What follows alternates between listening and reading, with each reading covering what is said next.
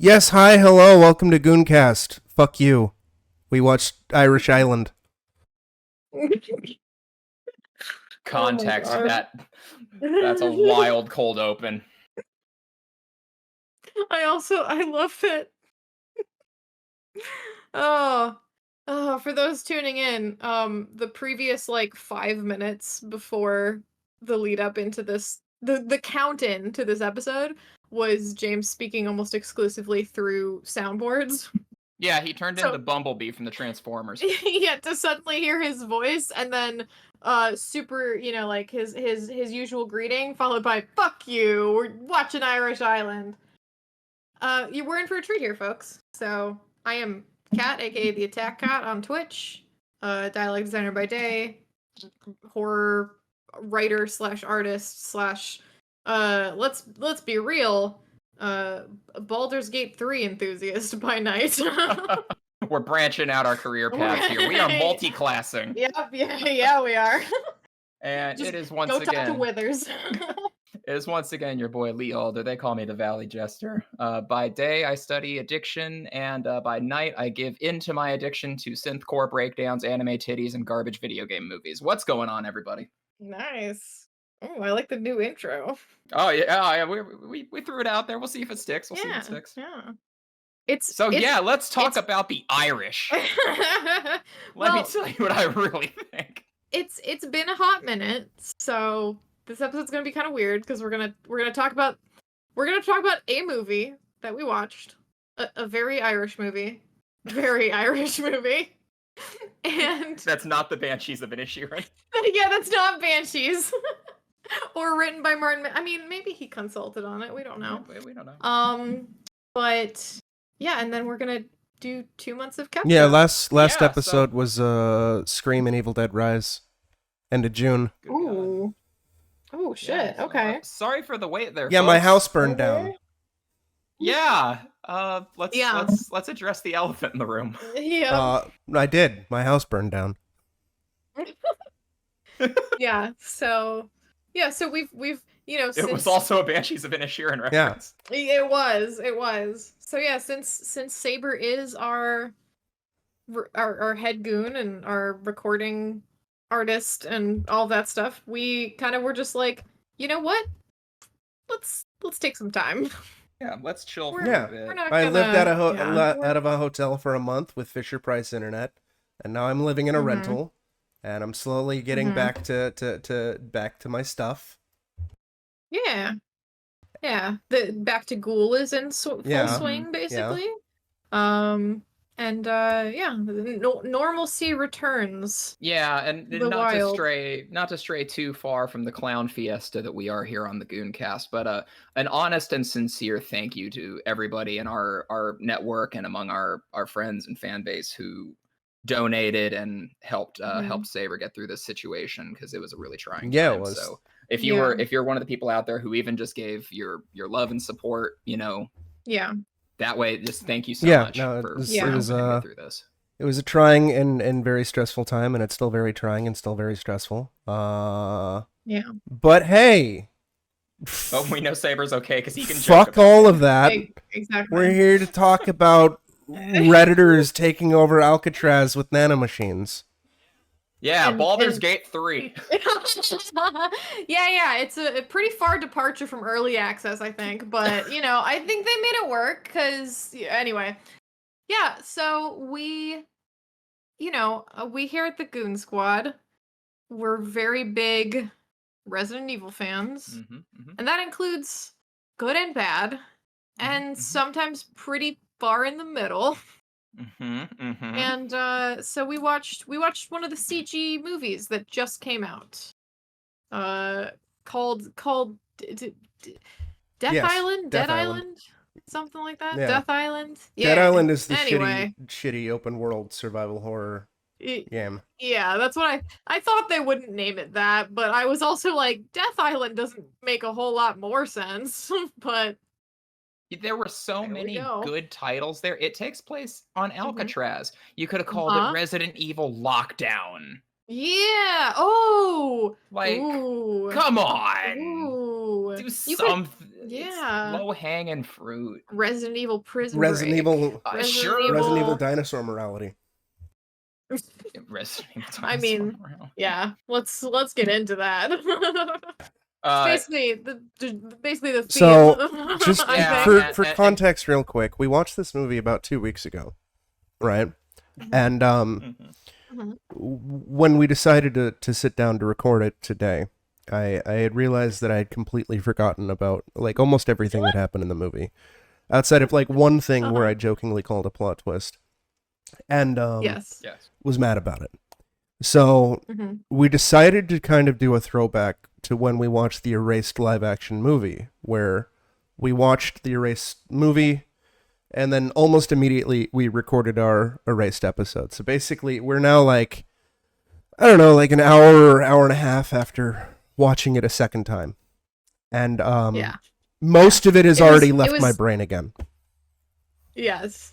It was hilarious because literally like, you know, we were confirming times for this podcast, and then James was like, yeah, you know what, I think I'm gonna grab the movie again and rewatch it because I really don't remember anything. And then I think like one at a time both of us chimed in being like, hey, can we join you on that? Yeah, can I get in on that? don't remember like I'm already forgetting what happened in the movie. Yeah.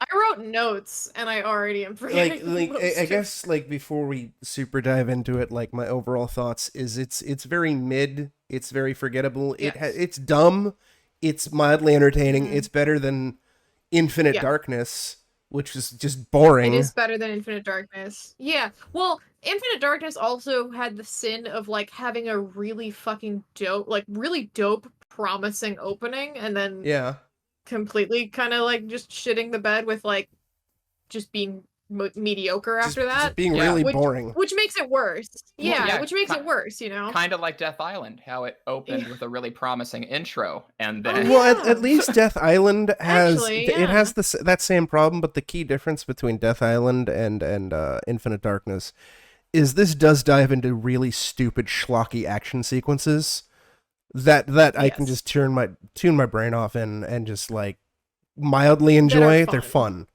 Yeah. I think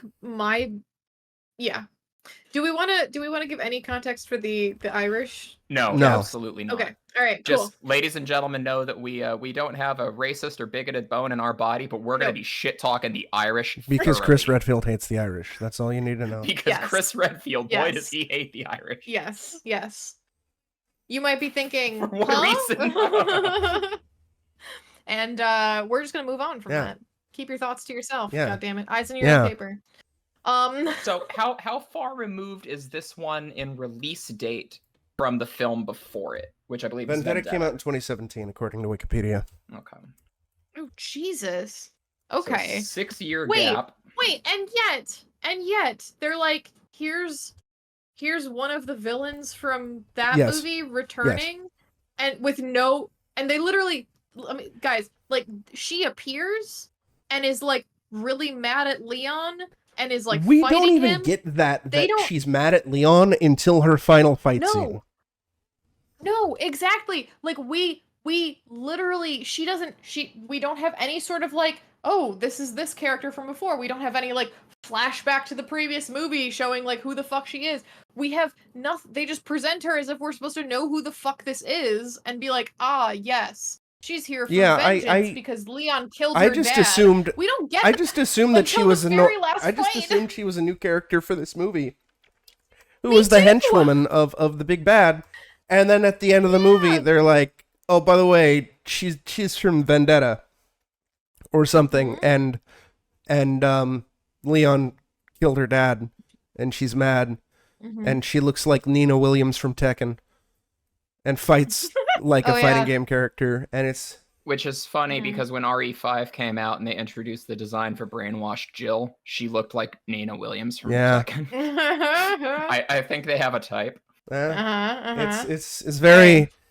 Yeah, it's... I don't blame them at all. Yeah, so the crux of the movie is... who wants to hit the plot of this piece of shit? It starts during the Raccoon City incident, and like some Umbrella Special Forces agents are being sent in to like do something, clean stuff up. I don't fucking know. I don't fucking care. And then the same way all the and then Resident Evil shit starts.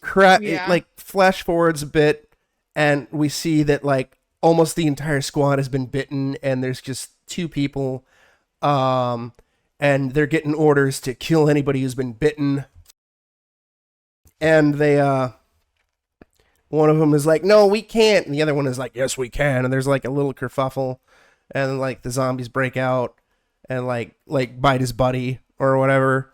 And then we get flash forward to present day, which is, I think, like 2016. Yeah. So in the grand Resident Evil chronology, this is post 6, but pre Village, pre 7, yeah, as well.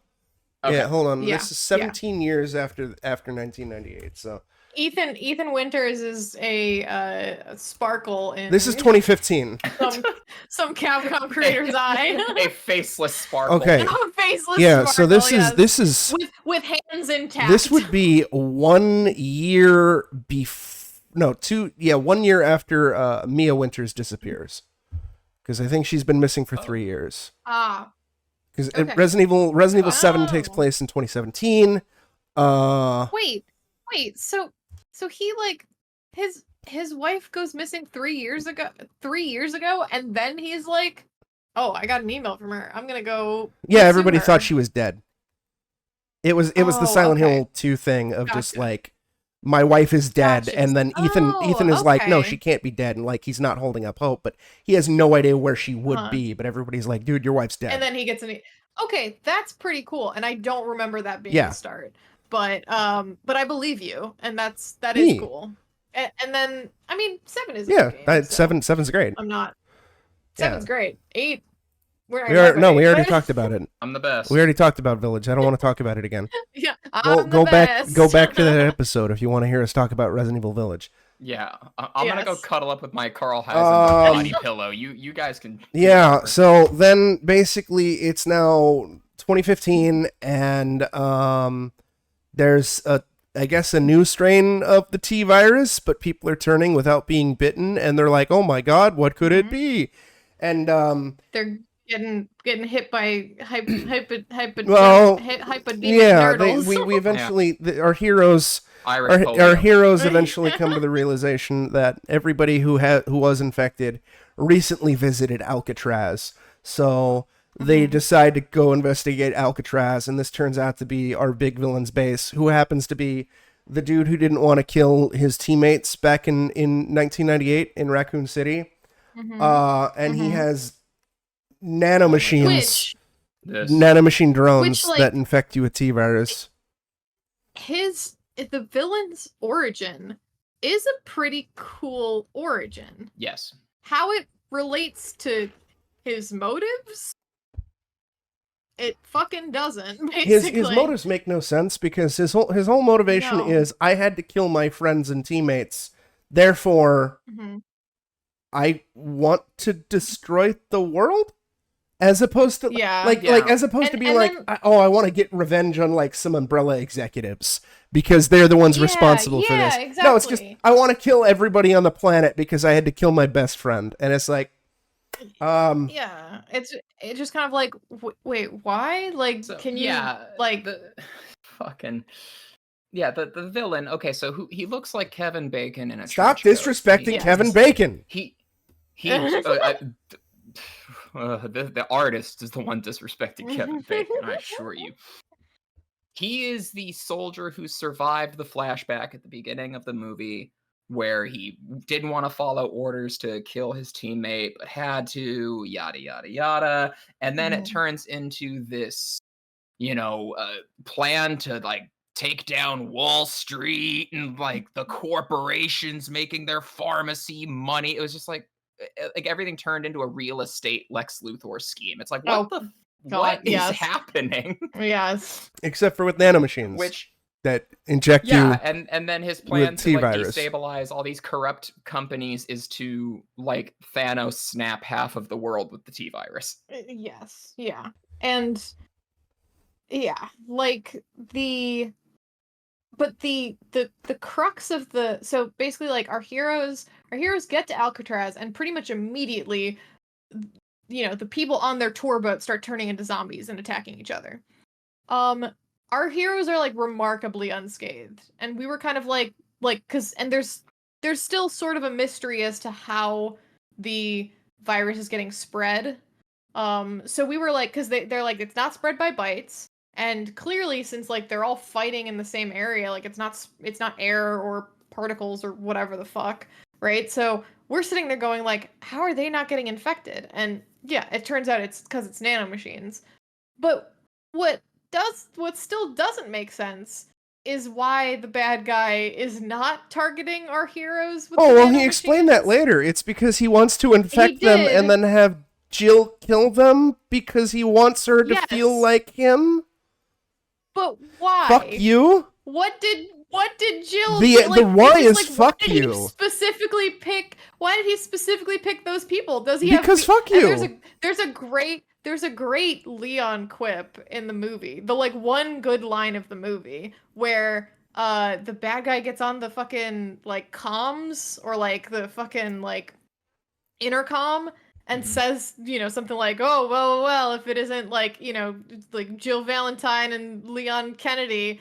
And Leon responds me like, well, if it isn't whoever you are. And it's just like, yeah, who is this guy? Why do you have beef with these people? And it's just like, is it because they also worked for the people who like it? But it's just like that. None of it. He has like, no like, real reason to hate any of these characters, but they manufactured like, well, the BSAA and TerraSave don't do enough. And they're partially responsible because of vague bullshit reasons. But then that's a reason to like kill them, not to like make them, like to torture them, It's just like this seems like a very specific, like it makes sense when Wesker is going after Chris, right? Like even though like, a lot of, Resident Evil 1, like, doesn't have anything to do with that. There is still that animosity, and then it's built on in later games where it makes sense, where he's like, I'm torturing this guy by, like, infecting people he loves and doing a bunch of, like, other bullshit, right? Yep. And that's what you need. You need that level of, like, no, you get nothing. Show me how this guy got screwed over. You get nothing. No matter how like petty or outlandish Wesker's vendetta against Chris Wynn, it always felt tonally appropriate. Even when like, he pours a glass of milk and it's chunky and he sees the date and it's 2 weeks out and he Chris! We still buy it. Yeah, exactly. But here it's just like they had like they had like a even really that awesome shitty fucking what's her fucking the right hand. She had more of a motivation than our main villain. Yes, and like and like we could like even though we had no idea who the fuck she was, we were like, okay, clearly there's something here. Like clearly she has some reason to be mad at this guy. Like the Dylan, I think his name is. Dylan, yeah. Dylan was like you're like he doesn't have a specific reason to go after these people. Like, and if it's not specific, then it needs to feel not specific. It needs to feel that way, and instead they made it like feel so personal. And you're just like, you guys didn't do nearly enough of the setup to earn this payoff. No, and they were starting to scratch the surface of what could have been some really interesting character details for this guy. Yes. Like his whole backstory of like, the company that he worked for and trusted made him do the most traumatic act of his life and kill his friend, which they I gotta say they parallel really nicely with this throwback they keep doing, where when he killed his friend he was out of ammunition, he just had to bludgeon the guy to death, and now that he's older and crippled, he's on a cane, and his PTSD manifests in tapping the cane with the same rhythm that he beat his friend to death with. That's fucking great. It's such a good character detail. Yeah, and then he'll start monologuing and pull out a pearl-handled revolver and start playing Russian roulette. With like himself and whomever he's fucking tormenting at the time. And like And Saber put it best. The dude's a Reddit. He's a Redditor. Yes. Like, all of his arguments are the dumbest thing that could come out of a villain's mouth. It's literally Reddit villainy 101. He's a Redditor. Hold on. Yeah, Let's be real here. It's editor. Because, Resident Evil. Yeah. Yeah. Good night, folks. Yeah. It'll be another 2 months. And yeah, now Lee's gonna burn my house down. And Yep. yeah, our one of our favorite moments is like when he tries to another I think the second instance in the movie where he tries to wax philosophical while, doing some heinous villain shit in the background. He starts talking about, in the time of the dinosaurs, there was no concept of evil. There was just the food chain. good and evil dinosaurs? We need to go back to when things were pure. Yeah. Sometimes you just walk to work and you get eaten by a velociraptor. That's natural selection. What the fuck are you talking about? I'm assuming that was very poor foreshadowing for him eventually turning into a dinosaur. A meat brontosaurus with a dick head, with an uncircumcised penis for a head. But you were getting ahead of ourselves. I never want to hear that particular arrangement. I don't think we're getting getting ahead of ever ourselves again. because there honestly isn't too much to talk about here. There's some amusing moments, like Rebecca going, "I can slap together a vax," and it's like that's not how that's not how vaccines work.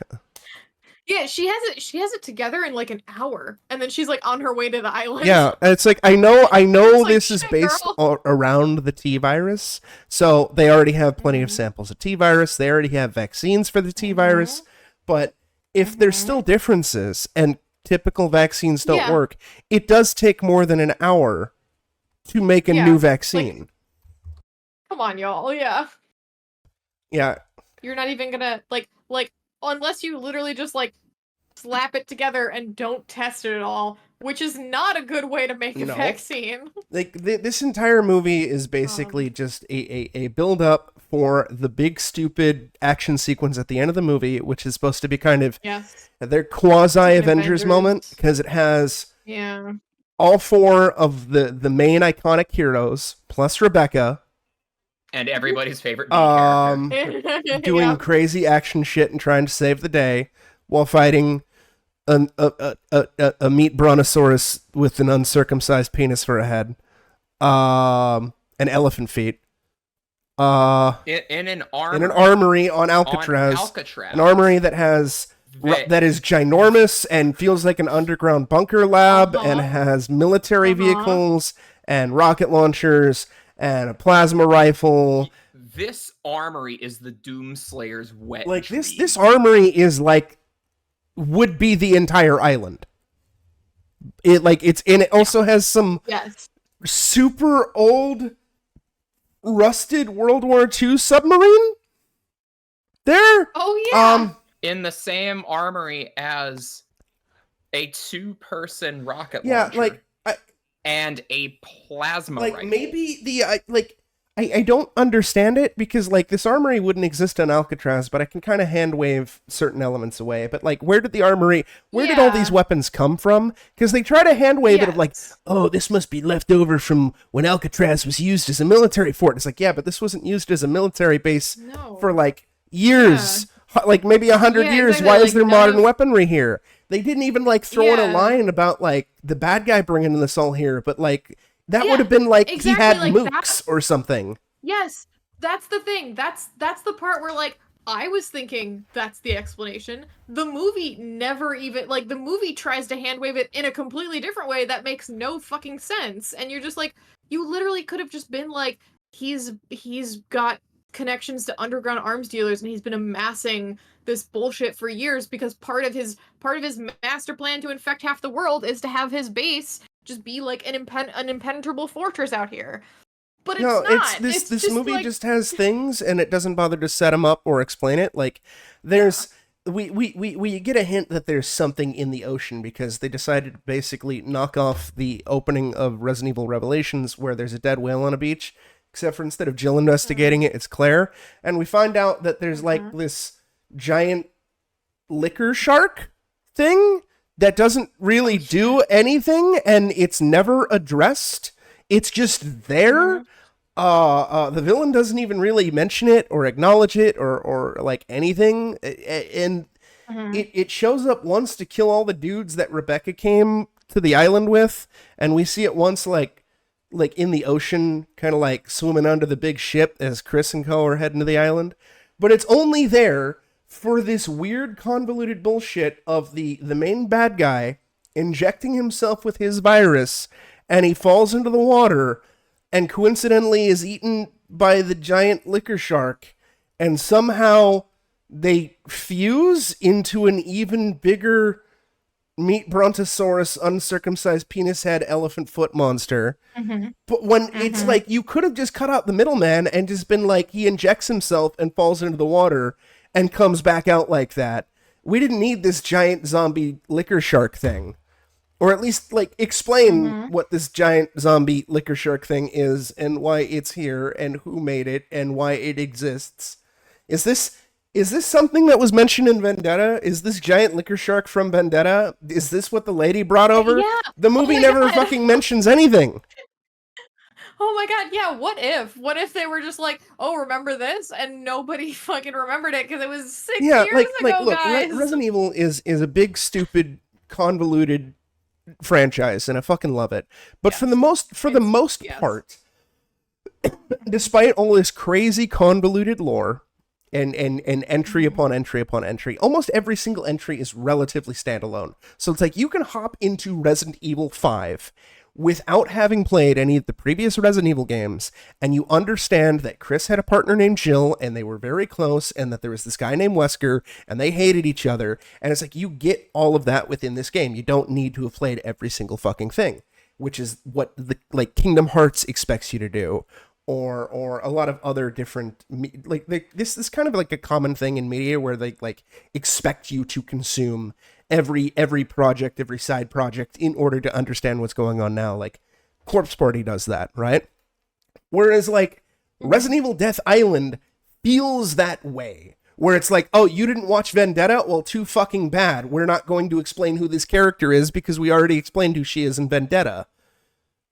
You got to get into the Resident Evil expanded and then at the same time, they include really shitty exposition of stuff that would have happened off screen years ago, like Chris and Jill having a moment bonding about like her being like brainwashed by Wesker and her trying to overcome her PTSD from that, and then Chris mentioning about his PTSD from losing peers, even though that's like the second or third time he had fucking PTSD, and it's like, these are conversations that would have happened like years ago. They wouldn't be happening like just now, and the way that they're being brought up.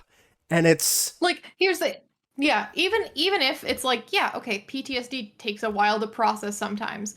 It's still something where like, if y'all have been friends and like talking for long enough, it wouldn't be a thing you talk about at the water cooler. Yeah, the water cooler randomly one day, years and years and years after it happens. Well, years in the future, You could have cut that like scene of them discussing this, and it has no bearing on the plot. It has no bearing on the character development of any fucking character, outside of the main villain being like, you're gonna have to kill your friends. No, James, except the line Jill says at the end when she's like, you're guilty about your friends dying, but you gotta fucking get over it. That's exactly a callback to their conversation because they feel guilty about their friends that have died in the course of... Fucking, it's so stupid. It's that's the only reason that whole scene was there, for a throwaway line that Jill shouts at the monster before she cuts its head off with an explosion. With an underwater explosion. I'm gonna play devil's advocate for one part of this, and I think there's an interesting discussion to be had about it. When you're doing a transition like this of taking characters that have been long running and established, I mean, some of these characters go back to Resident Evil 1. And we start to build a narrative of what we expect from these characters based off of, in some games, what can be a very minimal amount of actual character development. So Mhm. we can start to build a strong narrative of what we think a character is going to be like based off of 8 cutscenes and, some dialogue that happens while you're playing the game.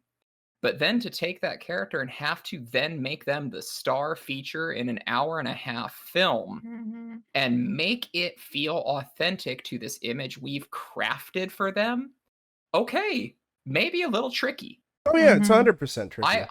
I can for say, sure. like, you can have some very strong ideas about, oh, well, when I play Resident Evil, this is how I picture Jill. Yes. And Yes. then you can watch a writer give it their fair shot and just go, Mhm. wow, that fell completely flat.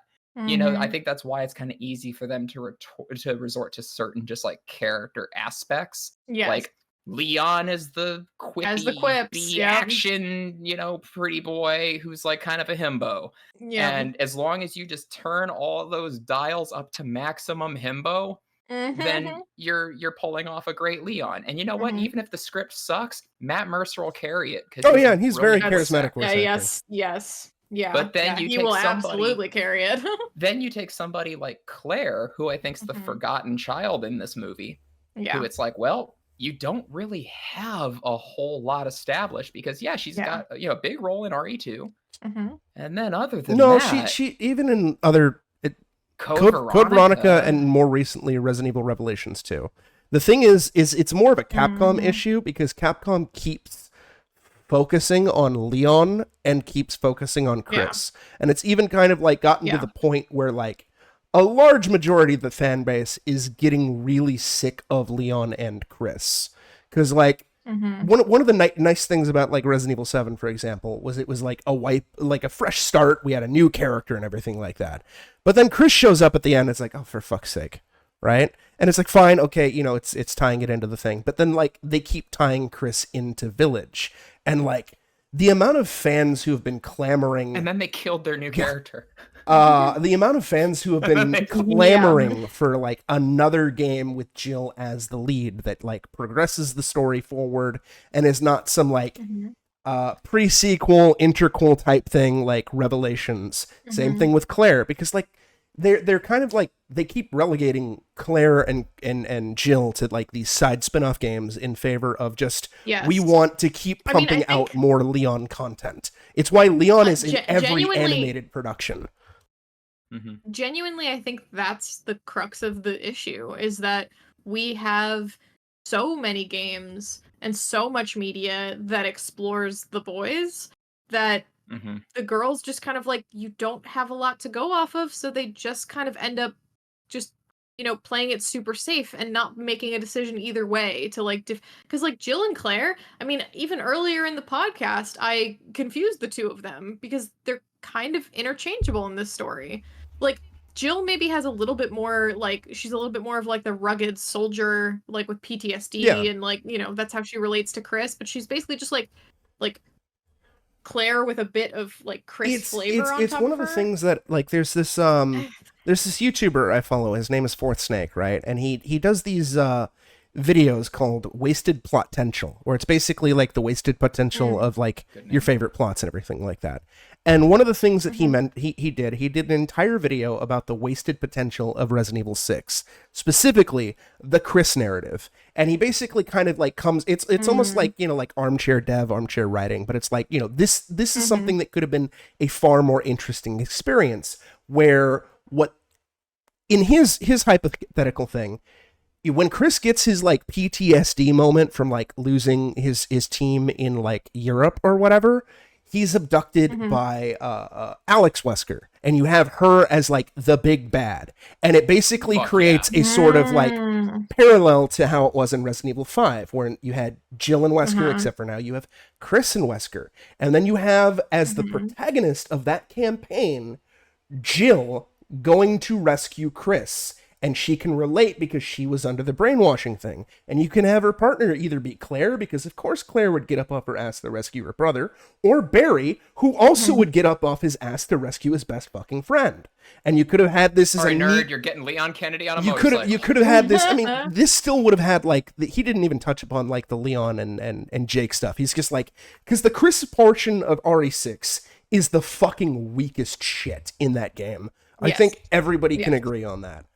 And it's like, you could have done something interesting where it's like imagine again, like the Jill fight from RE5, except for it's now Chris, and he's been brainwashed by Alex Wesker, and it allows these two characters to kind of like relate to each other after the fact. Yeah, we've both been through similar shit. And it's like, it would have been better than fucking tears and fucking I have PTSD and I'm becoming super angry over, and I've blocked out my memory because I lost my team, even though this happens to me in every fucking game I'm in. Yeah, and it's like it doesn't mean anything to the player because it's happened off screen between games, and it's just like it's just context for him to be sad, and you're just like, or sad, angry, whatever, and you're just kind of like, okay, sure, that's a jumping off point for a character, but I don't like how am I supposed to? The frustrating thing about like these movies too is the fact that like there's so many areas of this franchise where things get brought up and are never touched upon. Yeah. And it's like, this needs to, like, I don't want, like, every little detail to be explained, like the shitty prequel stuff, like Solo. We need to give you a reason why his last name is Solo and how he got his gun. Like, shit like that. Oh, but you mean like why the umbrella? Oh yeah. Is But like, you know what we need? We need an explanation for why the BSAA is all of a sudden fucking evil. Like that just gets brought up at the end of Village, and it's like, wait, what? Yeah. What is happening? I would love, like, context for that would be a really cool premise for a film. And now I mentioned this during both viewing parties, but the biggest like thing I feel about this movie is I think it's a really mediocre movie, but I think it could have been a really fucking cool co-op game. Like, imagine, if you will, a 4-person co-op story game where the 4 of you go to Alcatraz and then have to, survive and then deal with a zombie outbreak that has the potential to, like, devastate half the world. Yeah. Like, one of the main things that I've been kind of saying for a while about this fucking franchise, because it has an identity crisis where it wants to be horror, but it also wants to be action schlock. And those two don't necessarily really mix.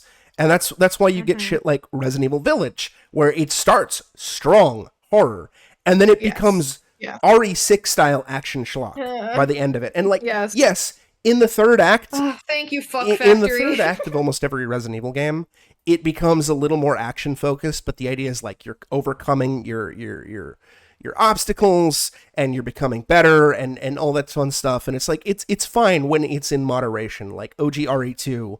RE7 falls a little bit apart towards the end, but it's still more restrained than Village's ending. And I'm like, make your mainline like pure horror, and make your spin-off games, like the stuff like the Revelations, make that pure action. Or do the opposite, make mainline pure action and spin-off pure horror.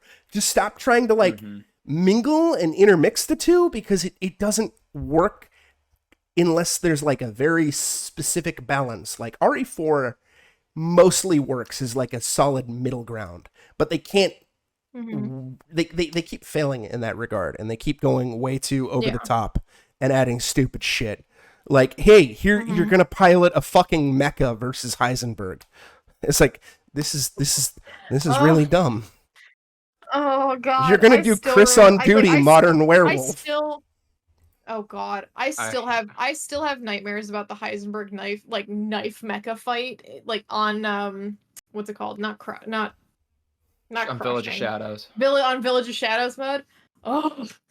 It's like the one fight you can't cheese with the super gun, so it's just hard. I don't want to go back to how disappointing that was. He was he had so much potential to be the new Wesker, and he was so cool. That's kind of the other thing. I mean, he's still cool. It's just his level is terrible. That's like the other thing too, is like Capcom seems to have really, really strong potential villains that are either ignored or dealt with too early. Like Heisenberg in Village. Alex Wesker is mentioned in RE5, and we're expecting her to be the new big bad. And it's like, no, she's just the big bad of Revelations 2, and she's dealt with in that game. And it's like, we also now have Daniel from fucking Resident Evil Resistance, who's super charismatic, and it's like, we know nothing about him. Imagine if Daniel was the fucking villain of this movie. At least then it's like him, like cool. him just being like, I want to fucking spread T-virus and take over the world because I'm a fucking asshole. Works better than I bludgeoned my best friend to death, and now I want to like kill people. Dig this. Here's my fucking pitch. Oh my god! Here we go. It's basically an RE Resistance movie. So it's a group of people trapped in, the murder box. Mm-hmm. And Daniel's the one behind the controls. Oh my god, it's like Cell, or no, not Cell. The Cube. It's like the Cube. Yeah, but like lay it out like the mansion or a lab or something, something RE. But dig this, because we need to get some fresh faces, because we need to learn to meet some new people, but still have a little, comfortable throwback. The group is Chris and his village squad. Chris, Umber Eyes, his fucking stupid wolf pack. Let them get developed in this murder box fighting Daniel. And villain is that would be so. I'm gonna stop you right there because I don't want development for his wolf pack because I'm tired of that fucking targeting laser. And that's all Umber Eyes. I never want to see him ever again. I hate that man. I want him dead. I have never wanted a Resident Evil character dead more. Taking 3 shots to the head ain't nothing to sneeze at either. Oh my god. Oh, but then you could still use the nanomachine stuff, but make it like the explanation for how Daniel can like control and puppet the zombies. That would be so sick. Like, let's go. You could have done something, and instead it's just they just continue to waste potential, and it's just I don't know. It's like they kind of just do what's like.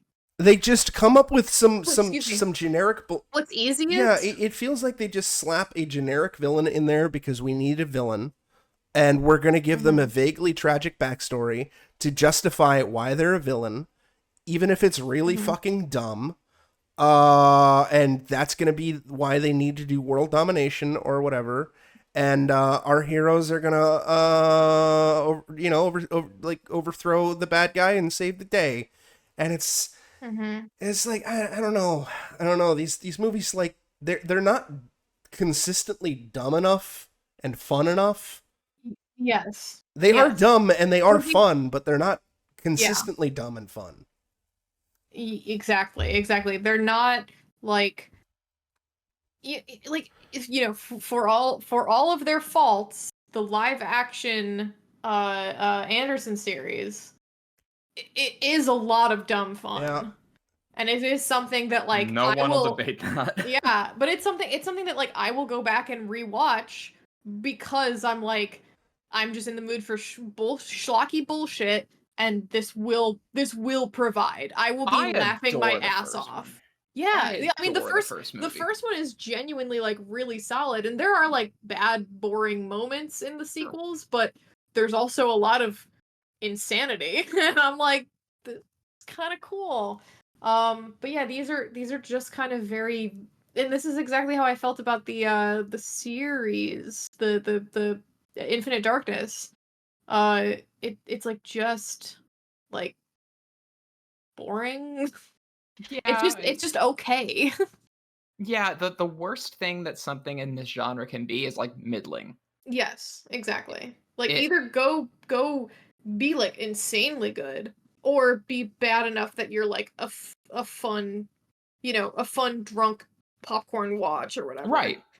And enough stuff has been done in the series that you can go very ham and have it be canonically appropriate. I mean, RE4 is hailed as like one of the best in the series. A lot of people say it is the best. And it's got Leon German suplexing cultists.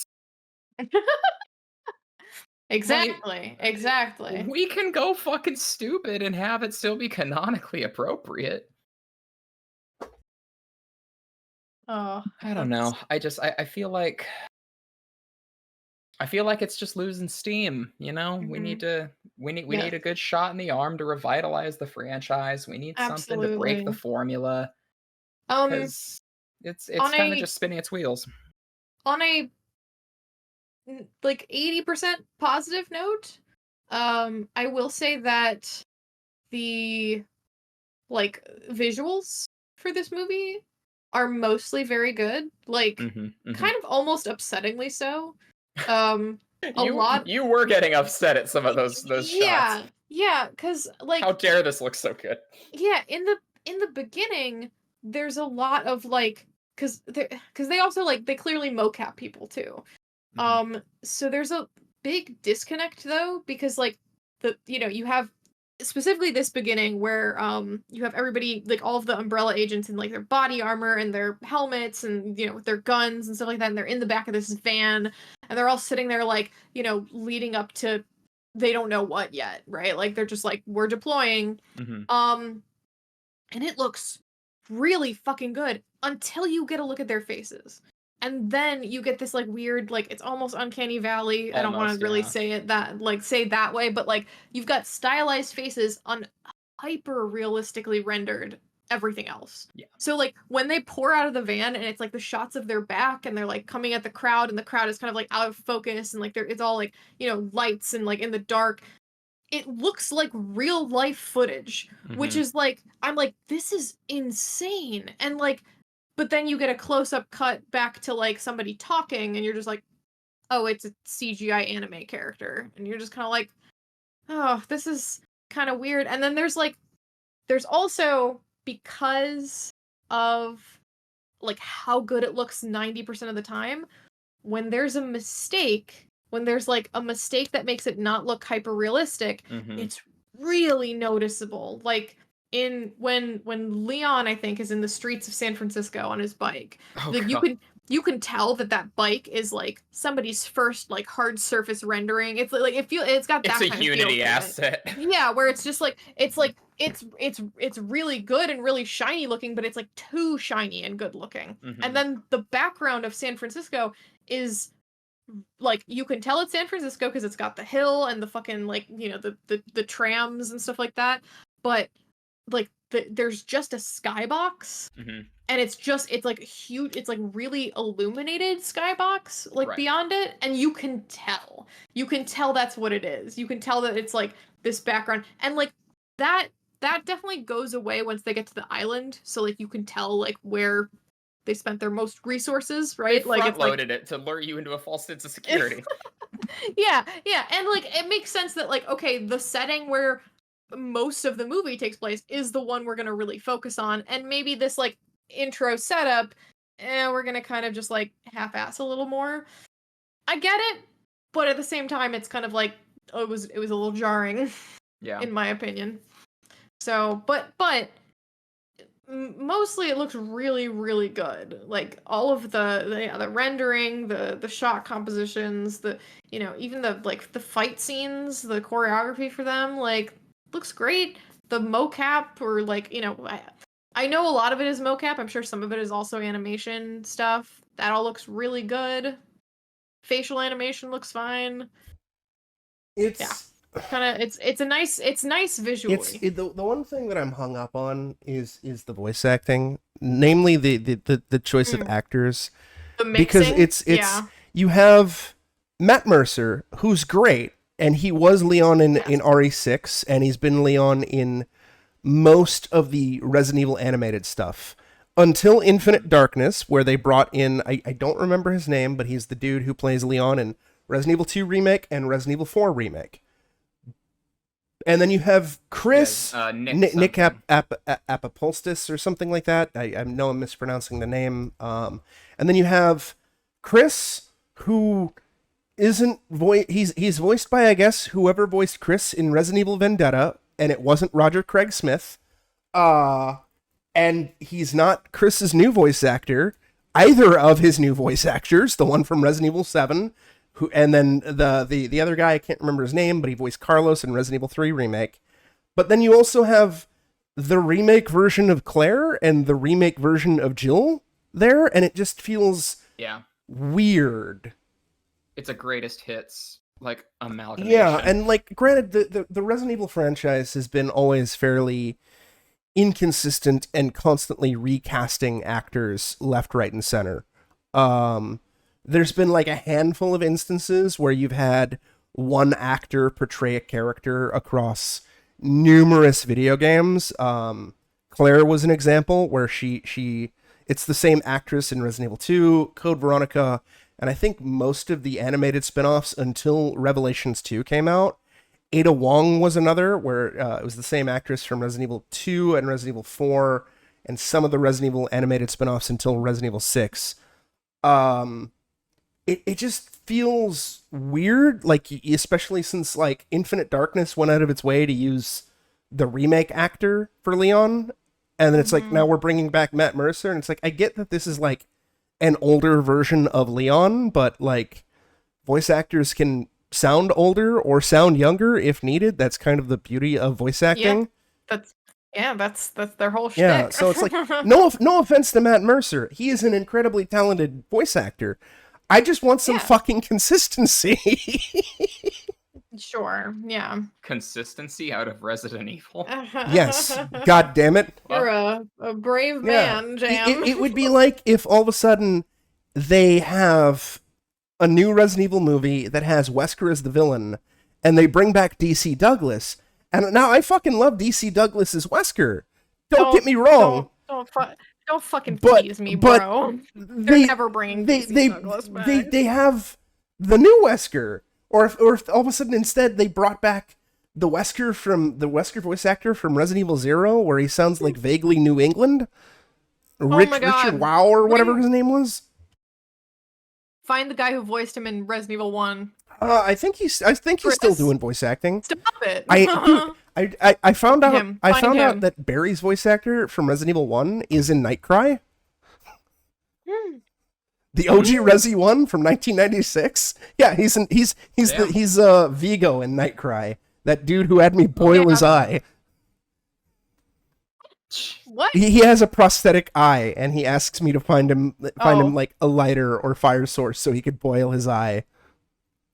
Nightcry. I'll briefly touch upon Nightcry in probably about 5 minutes because I don't think we have anything else to say. Dinosaur morality. Mm-hmm. Blame the Irish. Yeah. A lot of final rating is, if you're really a diehard Resident Evil fan, sure, throw it into your rotation because you need to be a completionist. Other than that, you can skip it. It's fun. It's dumb popcorn fun. It's inoffensive. It's better than Resident Evil Netflix. Yes. I think visually it's cool. A lot of the fights are cool. But man, I'd rather have played this than watched it. Lee, don't you lie to me. You can't forget it. We have Lance Reddick. We do have Lance. Oh, we'll always have Lance. R.I.P. dude. He's enjoying his infinite breadsticks in heaven. All right. So it's been a hot minute since our last "What have you been up to?" check-in. We've had some time to build some things up, and hilariously enough, I don't think we really used that time all that wisely. I mean, to be fair, my house did burn down. And that's an excuse to not intake your necessary amount of I have intaked some schlock. There's some garbage. Okay, so like for context, my house burned down. And I was in a hotel for a month.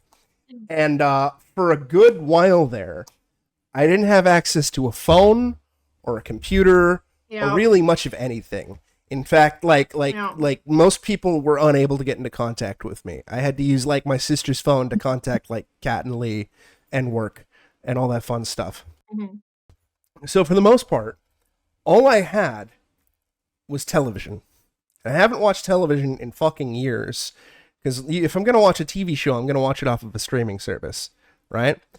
And this is, like, for the most part, I hate 99.999% of modern TV.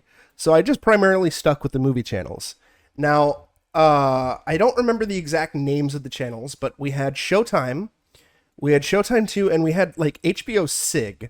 Yeah, that's it. HBO Sig. At least that's what the TV claimed. In reality, it was Showtime West Coast, Showtime East Coast, and Showtime 2. So it's basically the same cycle of like 10 movies over and over and over and over and over and over and over and over again for about a month. Amazing. Which is fantastic. Amazing. There was this one channel, I forgot the fucking name of it, where it was basically almost nonstop forensic files, so that was kind of neat. Basically, I would just watch forensic files and just hear endlessly about crime with semen, for if I didn't feel like watching a movie. I wrote down a bunch of the media that I consumed in a little notebook, and I sent like an image of this to Kat and Lee, where if I liked it, I put a little smiley face next to it, and if I was mid on it, I put a little like neutral face, and if I hated it, I put an angry face. So one of the things that I hated was this movie called The Inspection, which is basically like an army boot camp movie. It's an A24 joint, and it felt very, very, very forced and cringy and like trying to be like unreal. Like the movie is basically about a gay man joining the military, and then like his members in the boot camp find out that he's gay, and they start bullying him, and it felt very unrealistic, the amount of bullying and the amount of like the shit that he goes through. Now, the movie apparently is kind of very much inspired, as the trailer says, inspired by true events. Apparently, the director is a gay man, and he joined the military in like 2005. But there's nothing about the movie that indicates that it's a period piece, as far as I can tell. And I don't really want to shit on like the director's experiences and whatnot, but a lot of this movie felt very, very forced and very like this like sort of like stereotype bigotry, where it's just like this feels like Stephen King bullying levels.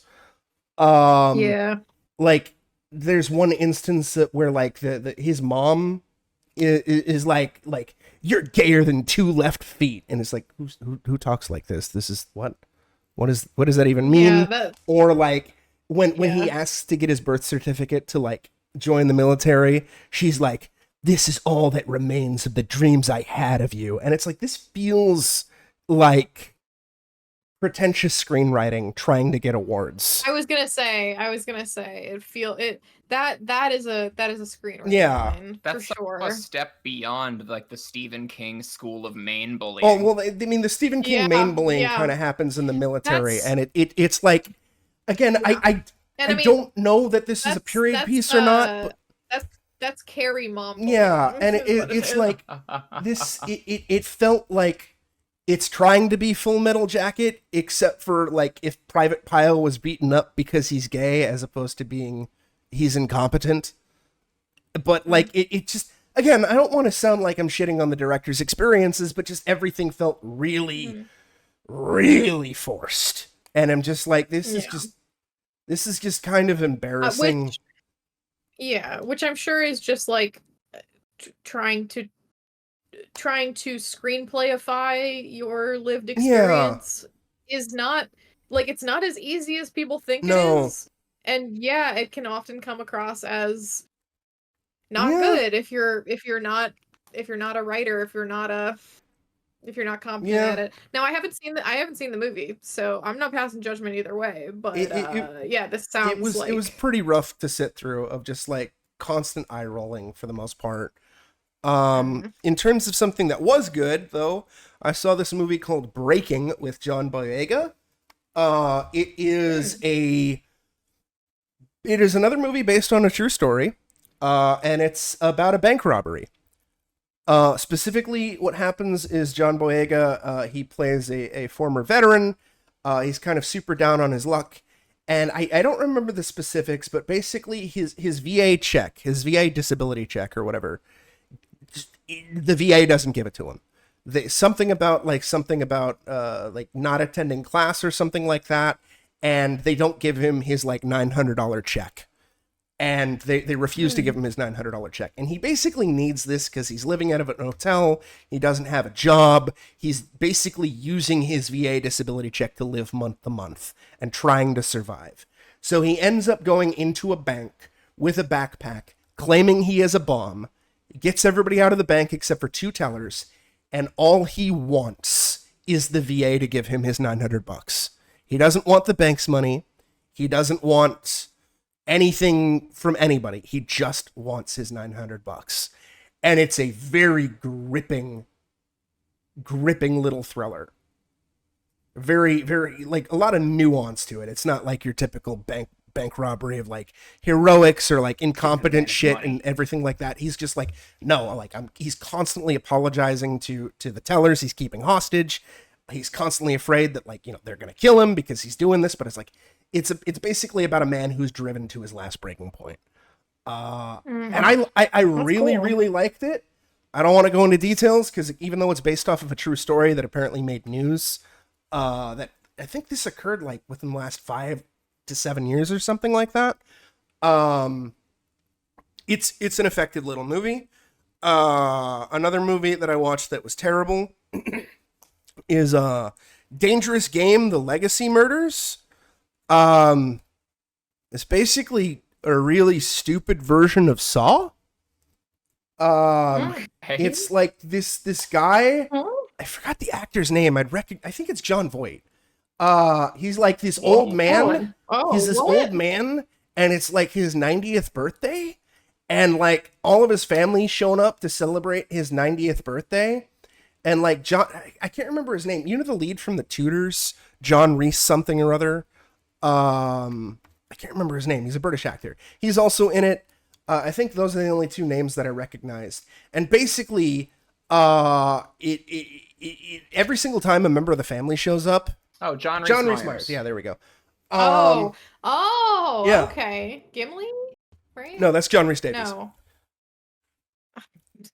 Gimli's a different lad. He's an older gentleman.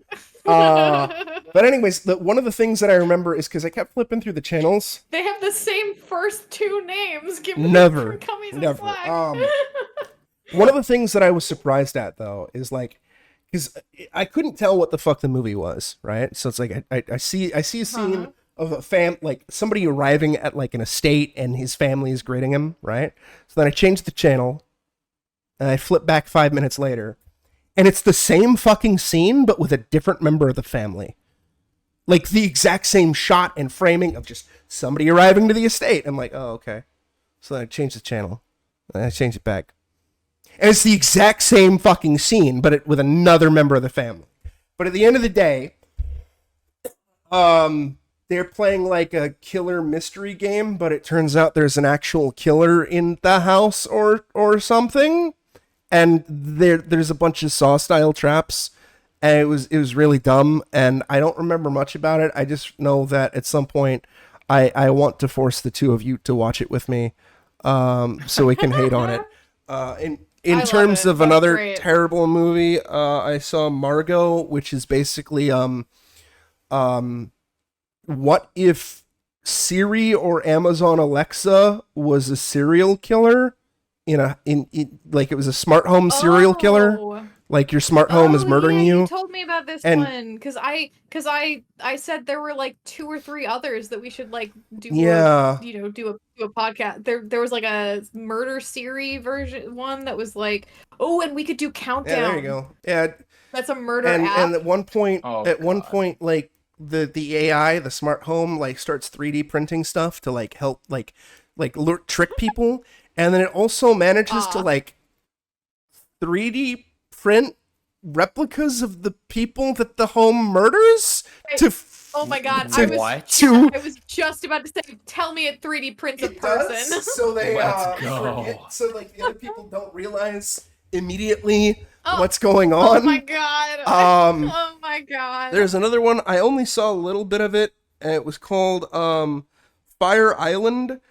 The only thing that I have noted down is it's Gay Serial Killer Island, and the little I saw was terrible. Yeah. It's fantastic. Oh, and I also saw a little bit of Bodies, and it made me really mad, and I hated it. And it has like the most.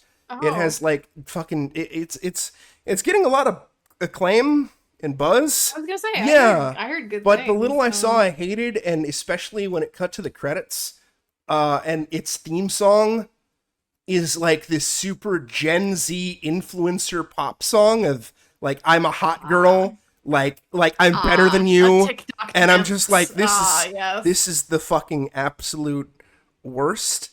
Listen, Jim, you're an old man Apparently, now. They don't make movies. They don't. They're making movies. They make kids. music that's just about being vain bullshit, and I hate it. It's just like, yeah, I'm better than you because I'm hot.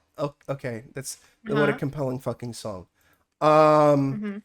Before I get to the one, like, the best thing that I have seen recently, there's a couple more rapid-fire things. I played Parasocial on stream. That's the new Chilea's art game. Basically, it's a horror game based around being a VTuber and being stalked. It's a better concept, but, like, the execution is kind of jank and not that great. It's kind of in line with the other Chilea's art games that I've played, because I know they're a small indie dev. They make Japanese horror games. What else have they? They've done so much shit, dude. Like they have, God, I think it's like 20 to 30 fucking games that.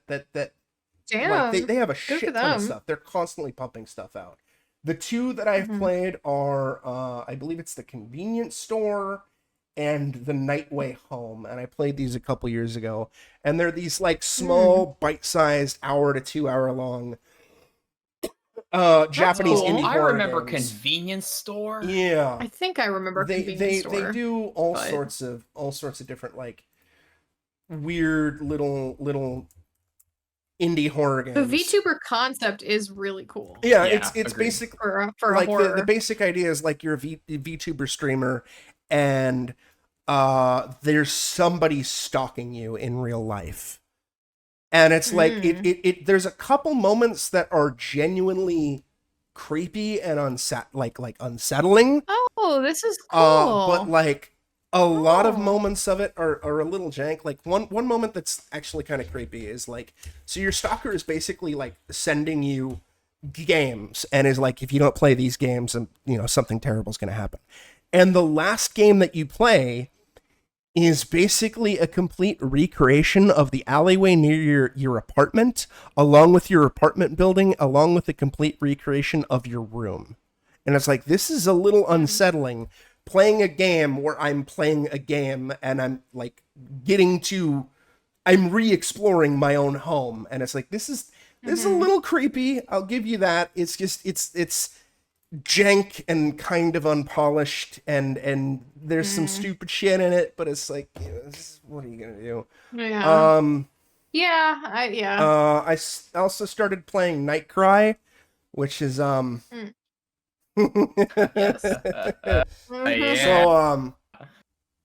it was a Kickstarter game by Hifumi Kono, who's the creator of the Clock Tower franchise. He did the SNES Clock Tower and the PlayStation Clock Tower, aka Clock Tower 2. And this is basically a Clock Tower spiritual successor. And I played it for about an hour. I beat the first chapter. It's notoriously supposed to be terrible. And what I've played so far, it 100% is. But more importantly, it's also really fucking funny, because of how stupid it is. So I'm getting a kick out of that. We also watched one really, really weird, fucked up anime movie, and one that was more whimsical, Mind Game and Night is Short, Walk On Girl. We did. Oh yeah. I don't really know how I feel about Mind Game. Oh. It's kind of another fuck, what was that Phil Tippett movie? Mad God. It's Mad kind of God, another yeah. Mad God situation. Listen, I'm sorry. Okay. Never be sorry. Look. You don't Live have for you don't your have to art. apologize for this. You have to apologize for Grave Encounters too. That's the only one I want you to apologize for. And Night is Short, Walk That's On true. Girl, it was fine. Yeah. Not really my sort of cup of tea, but it was whimsical and charming and had its moments. And then I don't want to get too much into it because you two have already discussed it a fair bit. But I did finally, for the first time, get to see Everything Everywhere All at Once, and that was fantastic. Yeah. And then I also saw another movie called The Invitation, which is different from The Invitation because this one was like Dracula based, and it was really stupid. God, we did. It was really fucking stupid. It was very stupid. Yes, I like that they like made the brides important. Like I thought that was fun, but the movie tonally, and I went into it. This was not the first time I saw it. I watched it when it was like first on Netflix, like a bit ago, and I was just kind of like, I just saw the cinematography, basically like the little like shot of like what it looked like, and I was like, hey, that kind of gothic horror looks like my cup of tea. And I turned it on and I was like, is this supposed to be Dracula? Like, because damn, it's really feeling very Dracula.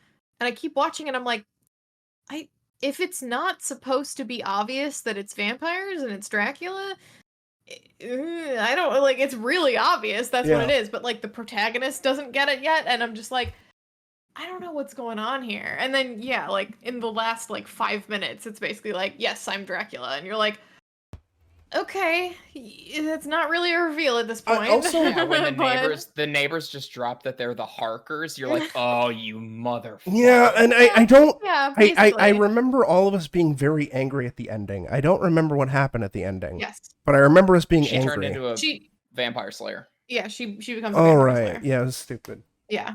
She and her like best friend comes out to like and they go basically like take revenge on the male members of the families who have been offering up their women to be Dracula's brides for centuries. It was very dumb. Yes. But like, and it's starring Missandei from there you go. Mm-hmm. And she was great. Yeah. All of us I feel like collectively hated the guy who played Dracula because he was kind of slimy. He was just slimy. Yeah, he wasn't like charming. He was moist. Yeah, and we were all just like, man, that could have been Colin Farrell up there. It should have been Billy Zane. Oh no, Lee. You know what? No, yeah. You know what?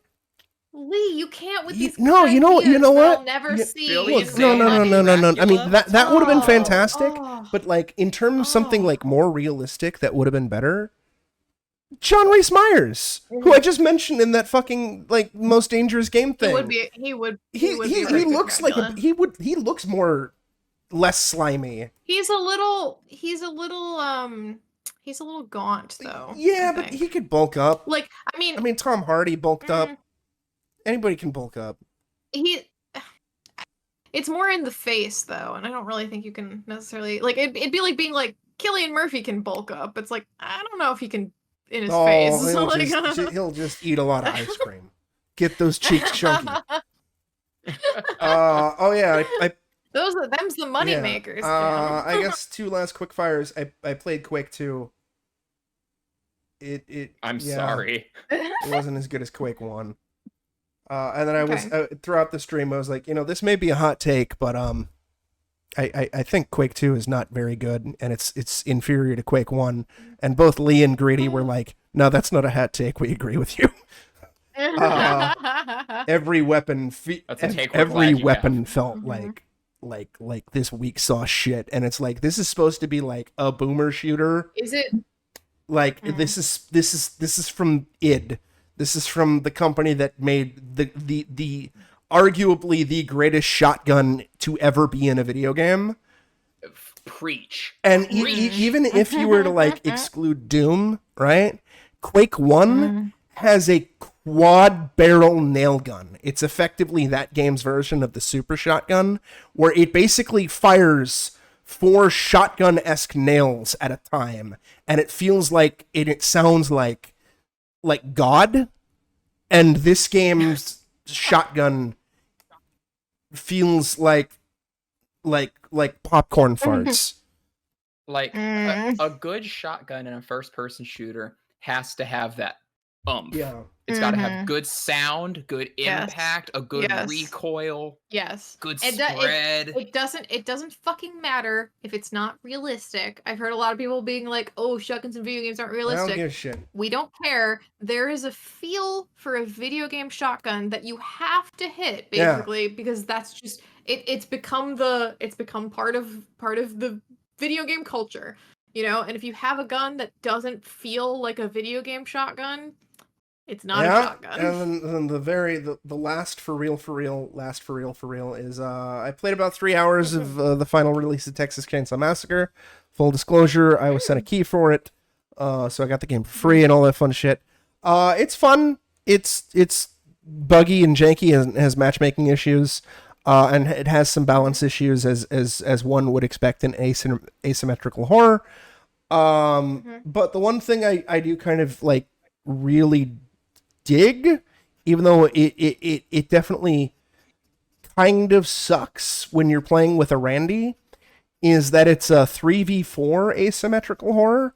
There's something about that kind of clicks with me a bit more than like being like the 1v4, because like it's still like team based basically, but it's just you're still at it like a semi disadvantage because you have one less person, but at the same time you have a better advantage because you're able to do like, you know, killer type shit.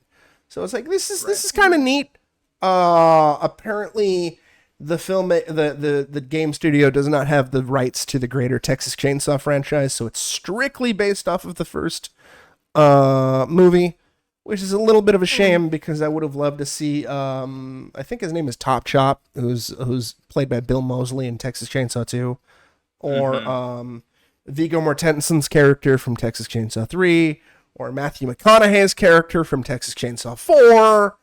All the survivors are basically like, you know, they're nobodies, they're Melvins, they're new people. And there's 2 additional killers who are brand new, created strictly for the game, Sissy and I think Johnny. It's fun, it's fine. I do want to play a bit more of it to get a greater feel of it, especially because I was sent the game for free, so I kind of feel like I should play a bit more of it. But yeah, you know, I don't think it's gonna like overtake Faz or anything for me in terms of like multiplayer horror, especially since Faz is dirt cheap and this is like a $40 title. Anyways, that's all I got. Who's next? Oh boy. All right, I think my list is probably going to be a little on the shorter side. Mine is pretty long, so depending on Oh dear. I did a lot of stuff. Why don't we alternate? Oh my god. Clever. Breaking the formula. Like it. Let's Okay. alternate. Okay, you know? all right. So who first? All right, I'll kick off a first one. I'm gonna start with something really disappointing. Okay. Because I it's such a shame when you watch a movie that you think you already got it figured out going in. Like, okay, I know exactly what I'm getting myself into. And then, you know, like 5-10 minutes in, you realize, oh, wait a minute. This is way more than I expected. Oh my God, did I just stumble on like a hidden gem? And then it proceeds to disappoint the fuck out of me. Oh god damn it. So I watched the 2014 Hercules film with Dwayne Johnson. Hey. All right. So I was just looking for something to throw on in the background while I did some other shit. And so I thought, you know, The Rock doing that one face that he does and fighting the Nemean lion. Like, okay, sure. So it turns out that this movie actually doesn't really deal with the myth of Hercules. It's doing an approach of what if Hercules was just some dude? He's just a mercenary. Mm-hmm. And people buy into his bullshit of being the son of Zeus. And him accomplishing all these great tasks in his labors is actually just him and like his bounty hunting buddies getting into adventures. I'm like, I shamelessly mention on this podcast several times, nothing gets me going more than a team of specialists getting together to go on missions and just be bros. I love that shit. You're checking all the boxes with this one. His team's got, okay, so you got Hercules, who's the leader, he's the muscle. You've got like the second in command, who's the dervish knife thrower, like fuck yeah. You've got like the foreign berserker who doesn't speak English.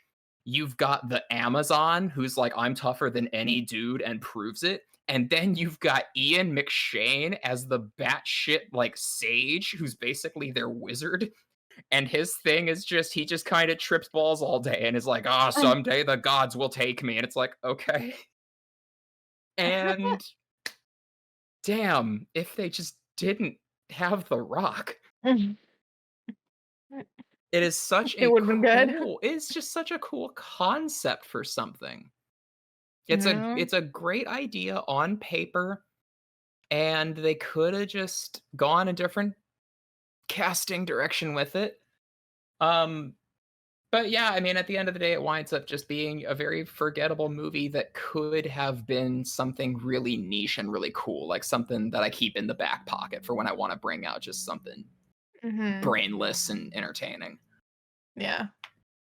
But yeah, so that was kind of a missed opportunity. Yeah. What you got? All right. I also realized that we probably have a couple of things that overlap that we could like talk about together. So that's a good thing because we've seen I think a couple of things that together. I do believe. So I think actually to start that off, I think Lee and I both did the Barbenheimer double feature. I did indeed do the double feature. Yeah, and yeah, I mean, I have thoughts on both movies, but I think I can pretty succinctly summarize them up without spoilers because I know James hasn't seen it yet, or either of them yet. I thought Barbie was good. It was definitely not, I think, like, how do I put this?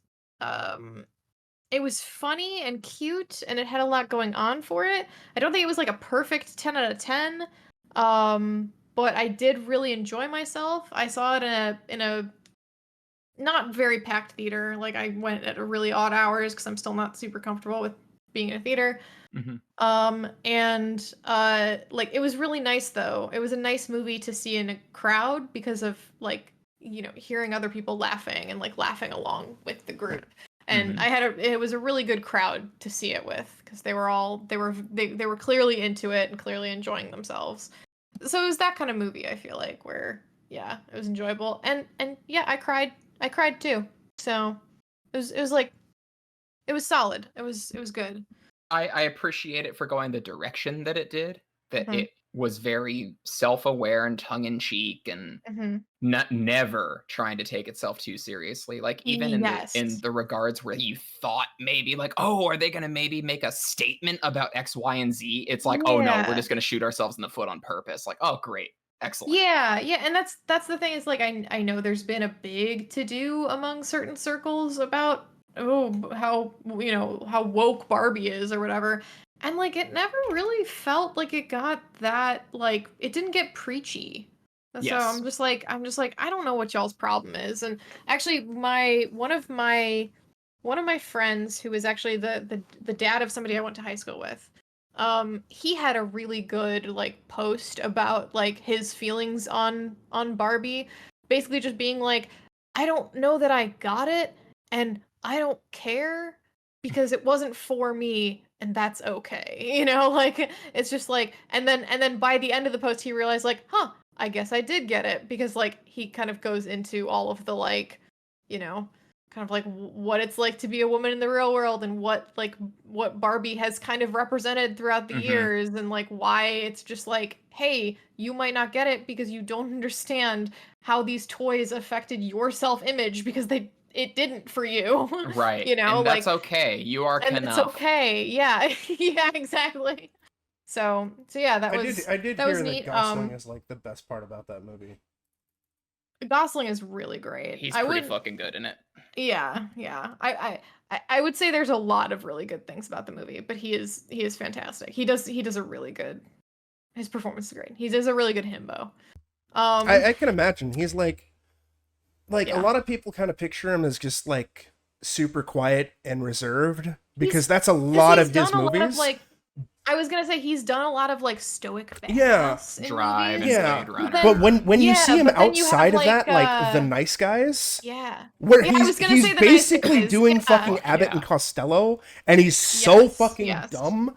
He's got really good comedic He timing, really for does, sure. and I want to see him Yeah. in tons and tons of more shit. Like I've always been Yeah, absolutely. I've always been a huge fan of his, just because I think he's like a Mhm. good actor, and like his sensibilities seem really strong, and he seems very level-headed. Like he has this Yes, interview yeah. about, because he was originally cast as the dad in The Lovely Bones, and he was apparently let go because he and Peter Jackson had kind of like a disagreement on where to take the character. And I forgot exactly what Peter Jackson's excuse was. But it sounded like a little more PC and like the Hollywood sort of like explanation.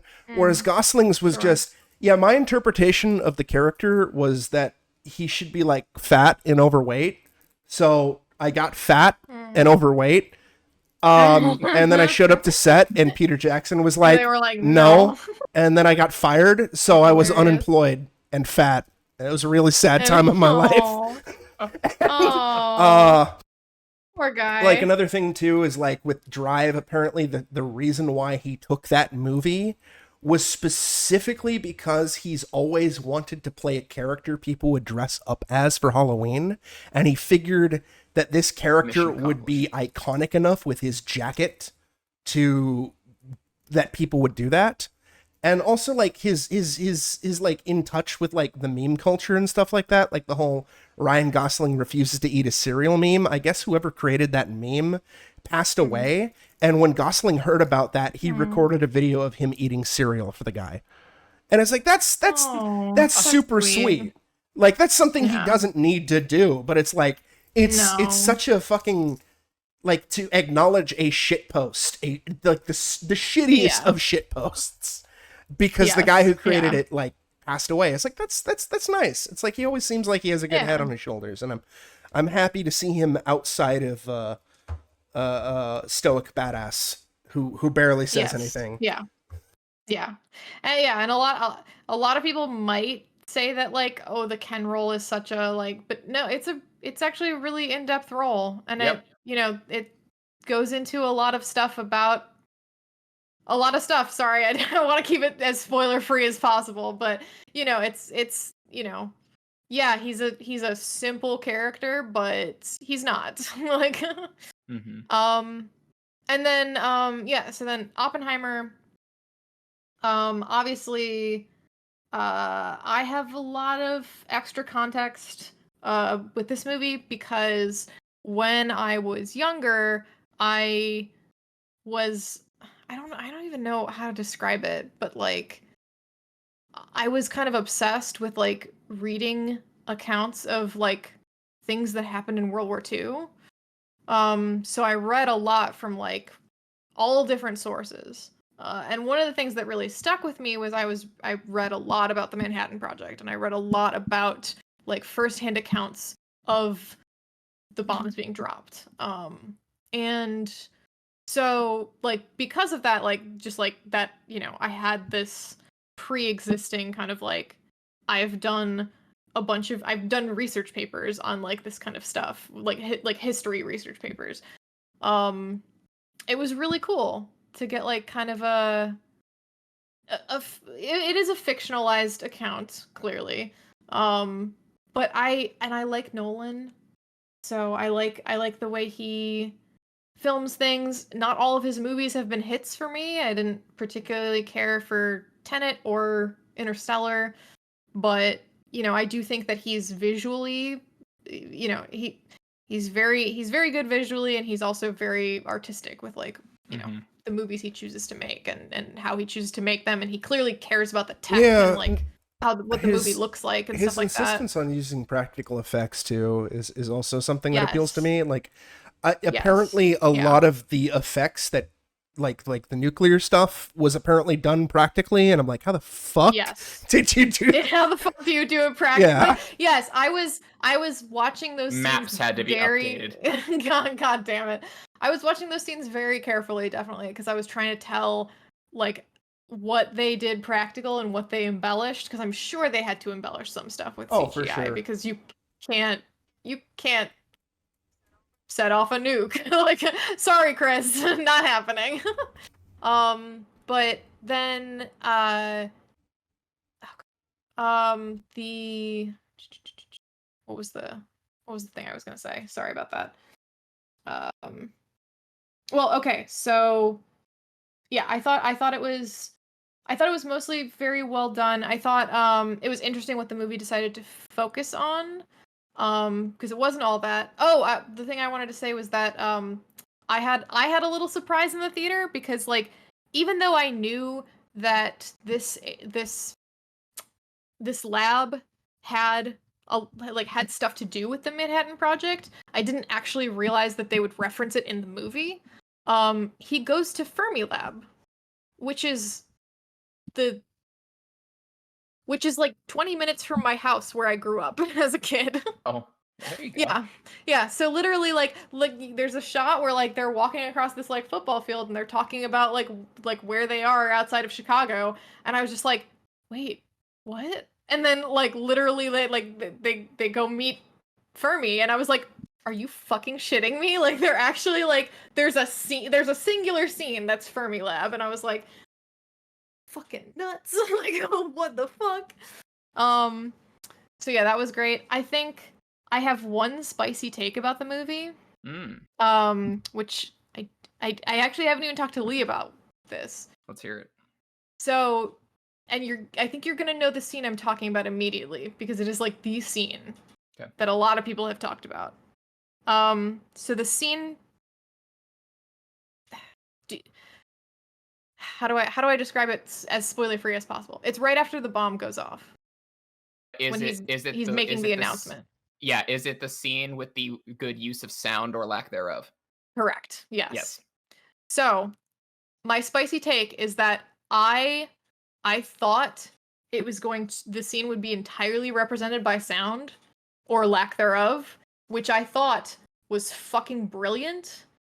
And then the scene continued in a way that to me became really garish and like borderline disrespectful, because I was just sitting there kind of like, I didn't need to see representations of like metaphorical representations of the injuries inflicted by the bombs. Right. Because the story that you tell just with the audio was so like, it was like a horror movie, right? Yeah. Where it's like you don't need to see the killer or the gore. You can provide a lot more horror with like not showing something directly than you can by just showing it directly. And I was like, man, this would have been so good if it had just cut like most of it, basically.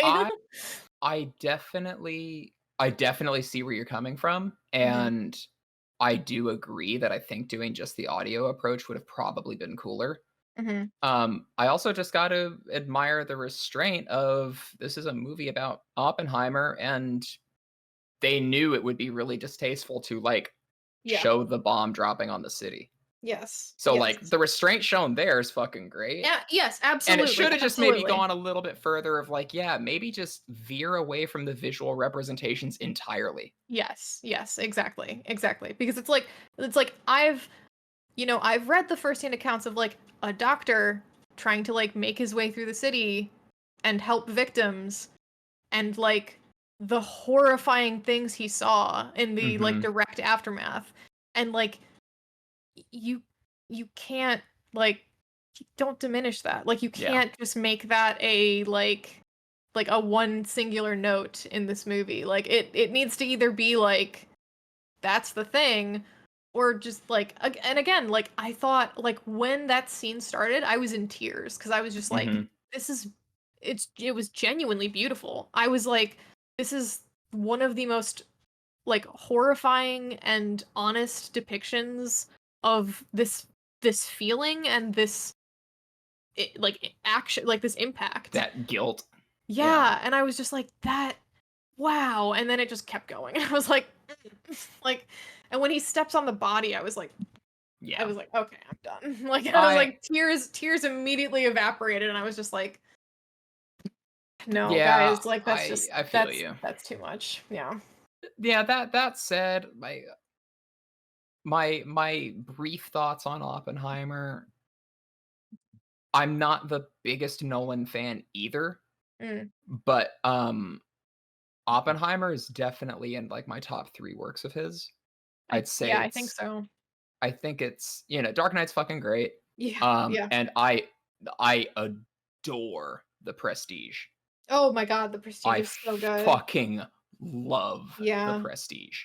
So Oppenheimer's probably like my 3rd favorite of his movies. I think it might compete for me with those 2 and Inception. I know Inception maybe gets kind of a bad rap nowadays, but I think as an event movie, it's really because it's a heist movie basically. Yeah, Tom Hardy with a grenade launcher. Yeah, with like a bunch of like weird philosophical stuff on top of it, and he really he tried again with Tenet to kind of hit that same vibe. Didn't get there really, but like Inception is most likely my favorite Nolan film, and I think to this day is the most I've ever seen a movie in theaters, which is 9 times. Damn.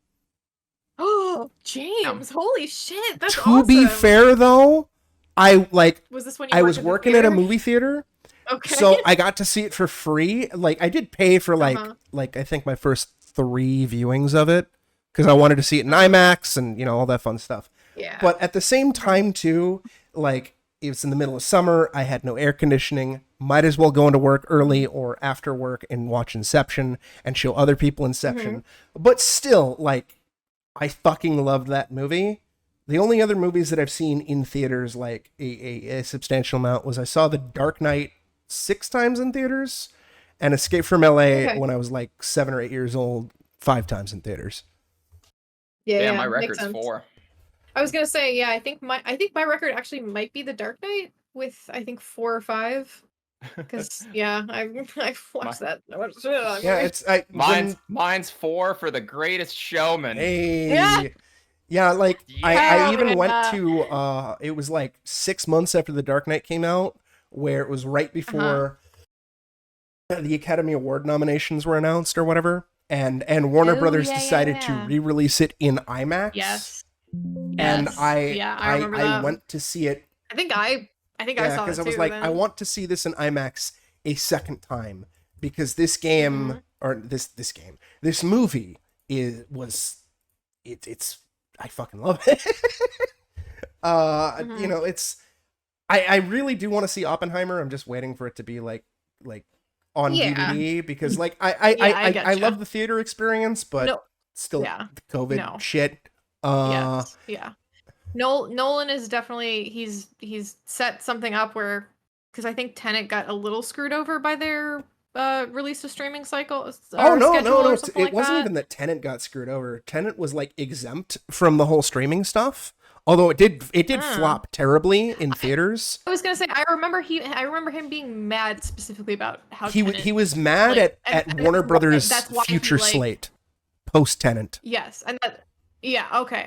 And that's why he was adamant that it does not go to streaming. Yeah, that's also why whatever run. Oppenheimer is the first Nolan film in maybe since he was an independent filmmaker that has not been done by Warner Brothers. This is a Universal joint. Like he abandoned ship at Warner Brothers because of the whole okay. Good for him, honestly. Direct to HBO Max day and date thing. Excuse me, Jam.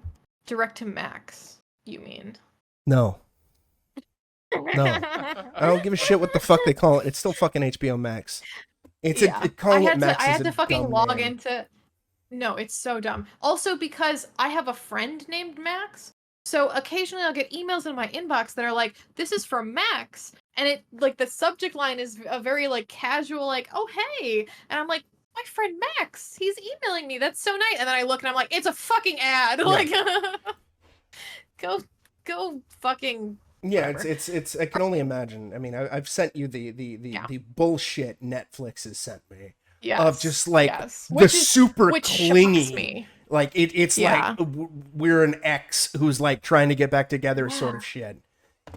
Genuinely though, it shocks me because I don't get that. I don't get I've set it up so those maybe just get because deleted of at this maybe point because I'm like, this is creepy. Maybe because of the reason I put, which was an honest reason, which was that my husband has a Netflix account. Womp womp. So why would we be paying for two of them? For the record, and so the viewers or listeners can know. Basically, I canceled my Netflix subscription in like I think February, because it's too fucking expensive and I barely fucking use it. And every few weeks, I just get a bunch of spam emails from Netflix, and the subject is always this really creepy, stupid, clingy shit, like a sweat emoji. James, give us another chance. We've got thousands of new TV shows and movies. And the other one is James, spend on experiences, not things. Make time for rest, relaxation, and some Netflix. Wink emoji. And it's like, Netflix is a thing. Notice me, Saber. And they're like, you know, it's only $7 a month. It's like, that's $7 a month for an ad tier. I'm not spending money to watch fucking advertisements. If I'm spending money on your fucking service, I don't want to see a fucking commercial. Yeah, I can't. That's so stupid. I used to pay $7 a month for unlimited streaming and DVDs and a DVD a week. Yeah, it's like go and now it's like Netflix. Fucking like, oh, we want $20 a month, and also you can't share your account anymore. Now it's just glorified fucking cable, and it's fucking anyway.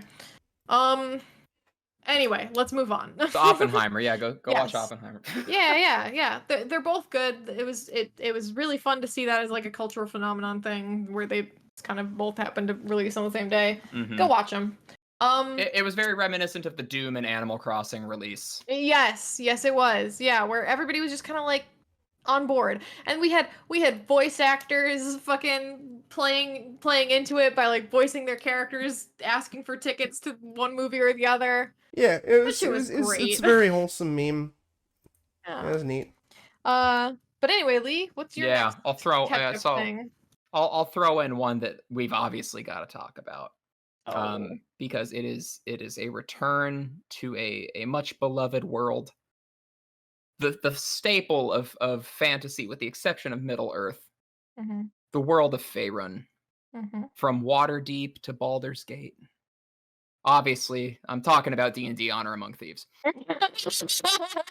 you asshole. Because, oh boy. I knew you were gonna. Hey, actually, that's one I've seen too. Did I fucking love that movie. Oh, dude. Holy shit. Yeah. I'm glad. We should do a watch party on it, because I think James would dig it. It was so good. I watched it myself, and then immediately the next day watched it with Krista, and I will gladly watch it again. Hell yeah. This movie is like the best way to like correctly adapt a tabletop session to the big screen. Like, oh my god, yes. If you are a tabletop RPG player, you will notice all of the little like things that the team are doing intentionally to make you feel like that is totally something that would happen at my table. Like, you know, Kat's brought up the example of like, oh, you know, we're in a situation that is like super, super niche, and like, how are we going to get out of this? And it's like, oh, I've got this magic item that I just forgot about. Yep.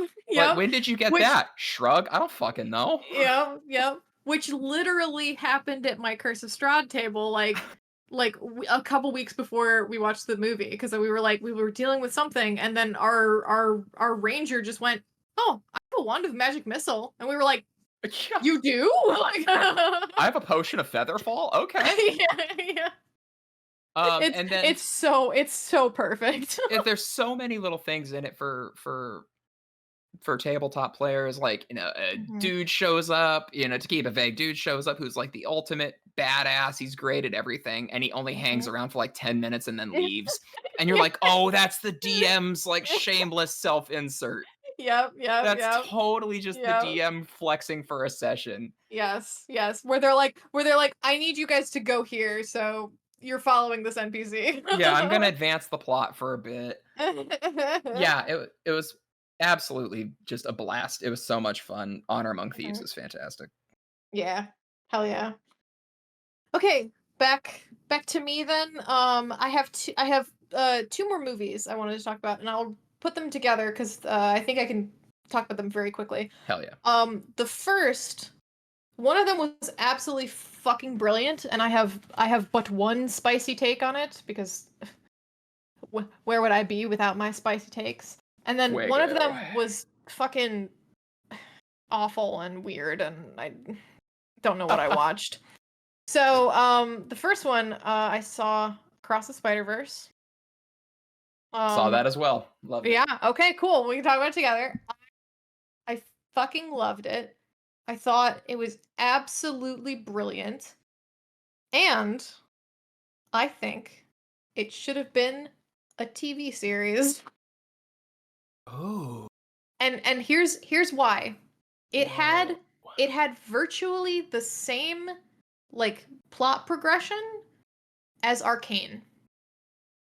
And I didn't feel like Okay. Arcane left me hanging at the end, but I felt like Spider-Verse did. Okay. And that's why. I'm like, Yeah, I've Yeah, heard I'm like- a lot of complaints about how Spider-Verse 2 ends. yeah, so It for those of you ends who rough. Yeah, for those of you who don't know, this is Spider-Verse 2 Part 1. Yeah. So the entire thing, yes, it has like an overarching thing that does have like a conclusion to it, but this is mostly Act 1 and Act 2 to set up for a big bombastic Act 3 that's going to be its own fucking film. And for me, I was sitting there, I'm like, it's very, like, again, the Arcane parallel is there. Like, it's very similar where Arcane, had a big Act 1 setup. Act 2 was all, like, building to this, climactic fight.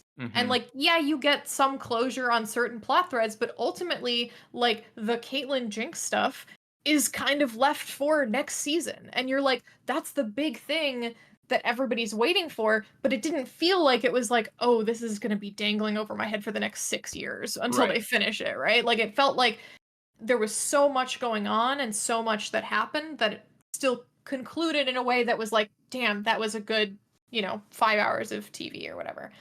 I also think that, there were certain scenes that could have used a little more breathing room.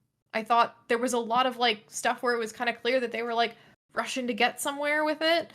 And I was just like, man, if, like, with a little bit of tweaking on the pacing, because you don't really need that much, like maybe a couple extra minutes here and there, you could have a really solid, just like, 6 30-minute episodes. And that's your Spider-Verse 2. That's your Across the Spider-Verse. No, I like where you're going with that. It's a spicy take, but you know what? I'll take 3. I'm on board.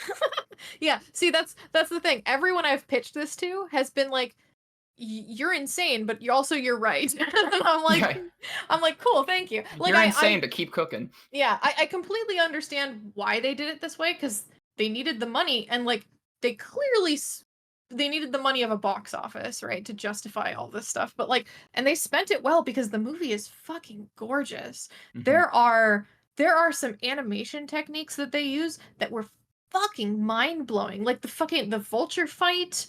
The fucking Hobie, like, oh my god. I was sitting there just like marveling at what they were doing. I see what you did there. What? You're marveling at a Marvel movie. Oh, god damn it. Yes. I mean, yeah, that's the thing. I'm like, they have Marvel movies, so they could probably afford to put this as like a limited run series, but like also Marvel money is not fuck you, we're League of Legends money. Yeah, well, also, I mean, it's not even Marvel money, it's Sony money. because this is the Sony true. Okay. Marvel stuff. Yeah, all right.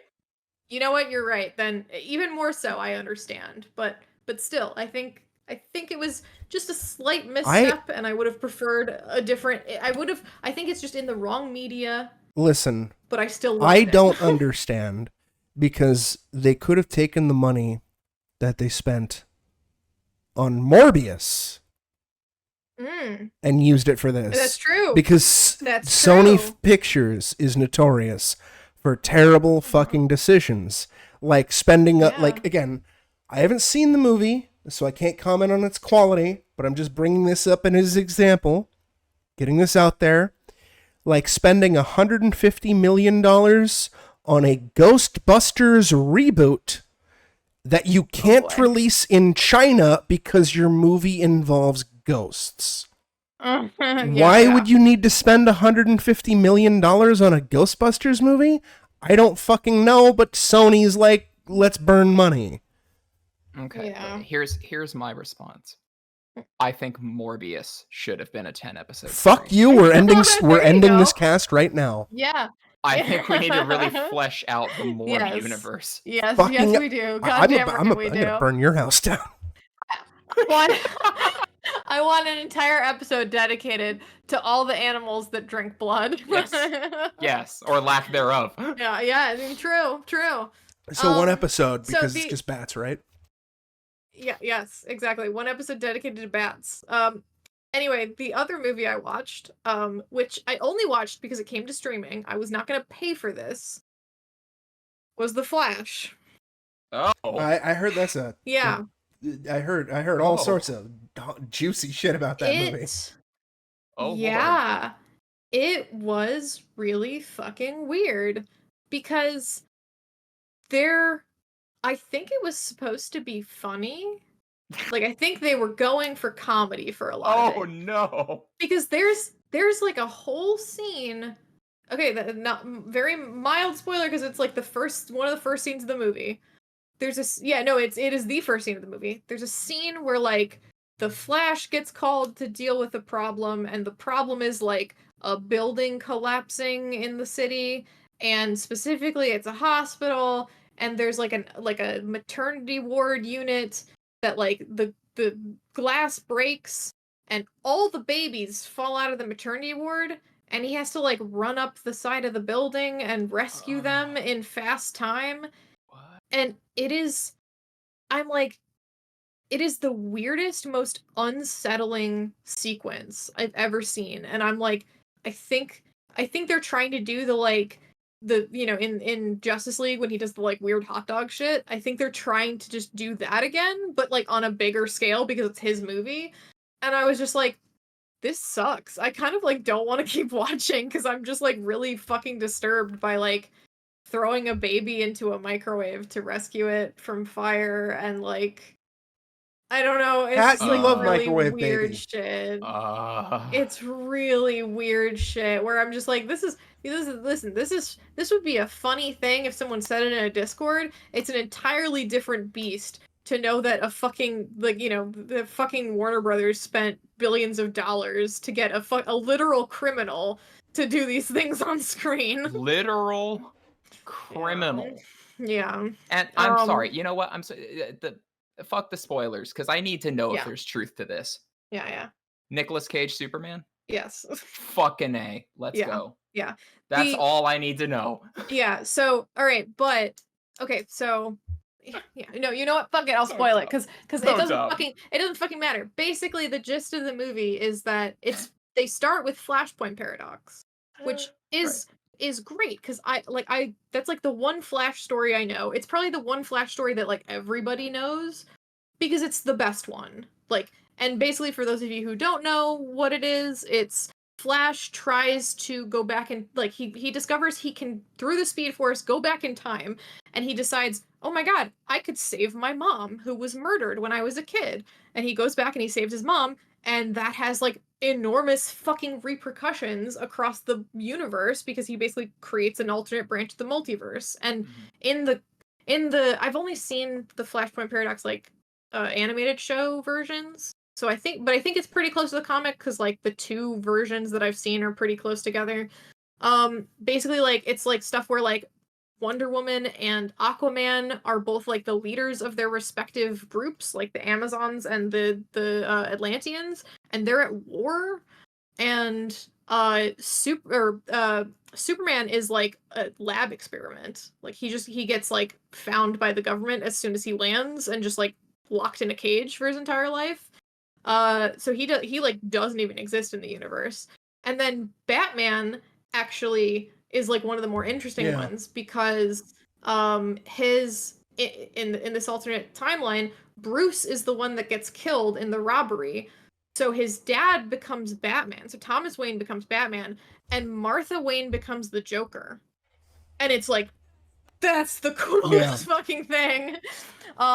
So yeah, like it's pretty wild and weird. But so that's their jumping off point, and they don't do any of the cool shit that they did in the comics or the animated shows because they can't, because there's no setup for like any of these things to happen with any sort of resonance with an audience. Not only that, but also just the state of the DCU, and with Ben Affleck being I don't want to be Batman anymore, and this is my final Batman. Well, he is Batman in this for a little bit, so, but it's like they can't necessarily be like, here's Thomas Wayne as like, Ben Affleck's dad, they're not gonna, because Ben Affleck's not coming back, and it's a whole fucking mess. Well, okay, so but then what they do decide to do, which I thought actually was a kind of interesting decision if they had executed it better, was they kind of decide to make it an alternate universe within sort of like the different incarnations of movies. So your Batman is now Michael Keaton. And they basically do sort of a, like, he's older now, so he's kind of, they almost do like a Batman, what is it called with Terry McGinnis? Batman Beyond, yeah. It is Beyond. Okay. Yeah. So they kind of do a little bit of that, and then it's all about like Flash trying to get back to his own universe or undo it, and they find basically like they decide instead of Superman being on Earth and being like, raised on Earth, it's Kara is the one who so Supergirl is the one who landed here, and like, she was supposed to protect Clark, but like he got captured by Zod and experimented on and killed before she wakes back up. And then it all basically like a bunch of bullshit happens, which like kind of at some moments works. Like there's moments with his mom where he's like trying to like kind of justify saving her and stuff like that I'm like, yeah, it's kind of cool, like that kind of works. I don't know. But yeah, then it all culminates in this big CGI fight at the end where Zod and his cronies land again, and they're fighting the government, because I don't know, why not? Except this time they're fighting them in like, I literally joked to Will that it looked like a block mesh level, like a block mesh test level in a video game. James knows what I'm talking about. It literally just is like a flat plane of like desert with a skybox. because God forbid we can't have innocent civilians dying. Yeah, exactly. We can't have innocent civilians dying, and also we can't make an interesting set piece, so it's just going to be nothing. Give me Professor Zoom, you cowards. Oh my god. It was me, Barry. I jacked you off at super speed. Here's the thing. They they couldn't do that because they have no context for like, but they introduced like a bad guy who like stop. I haven't seen the movie, but I read the plot synopsis, so I know what you're going at. Yeah, you know what happens. Yeah. Will immediately guessed it. Will was like, "Oh, that's him from the future." Yeah. And I was like, "Yeah, it probably is him from the future." And it's like the alternate timeline him who is the bad guy. Blah, blah, blah. It's dumb. Yeah, actually, because Will guessed it, and then I was like, oh no, wait, what if it's Eobard Thawne? Because that would be really fucking cool if it was if they're setting up Reverse Flash, and no, they're not fucking. I was trying to be like, oh, cool comic book moment, and they're like, no. Well, also, you don't get cool comic book moment. Jumping ahead a bit, I read about this recently. That ending scene was reshot 3 different times over the course of a year, Lord. because of the state of the DCU. Oh Lord. If we want to get into the spoilers of that later, I can discuss that. Yeah, we will. Yeah, because real quick, the last thing I wanted to mention before we get to that spoiler is that it like basically like the fight culminates in them going back into like the big multiverse. Oh yeah, the most offensive part of the movie. Running in.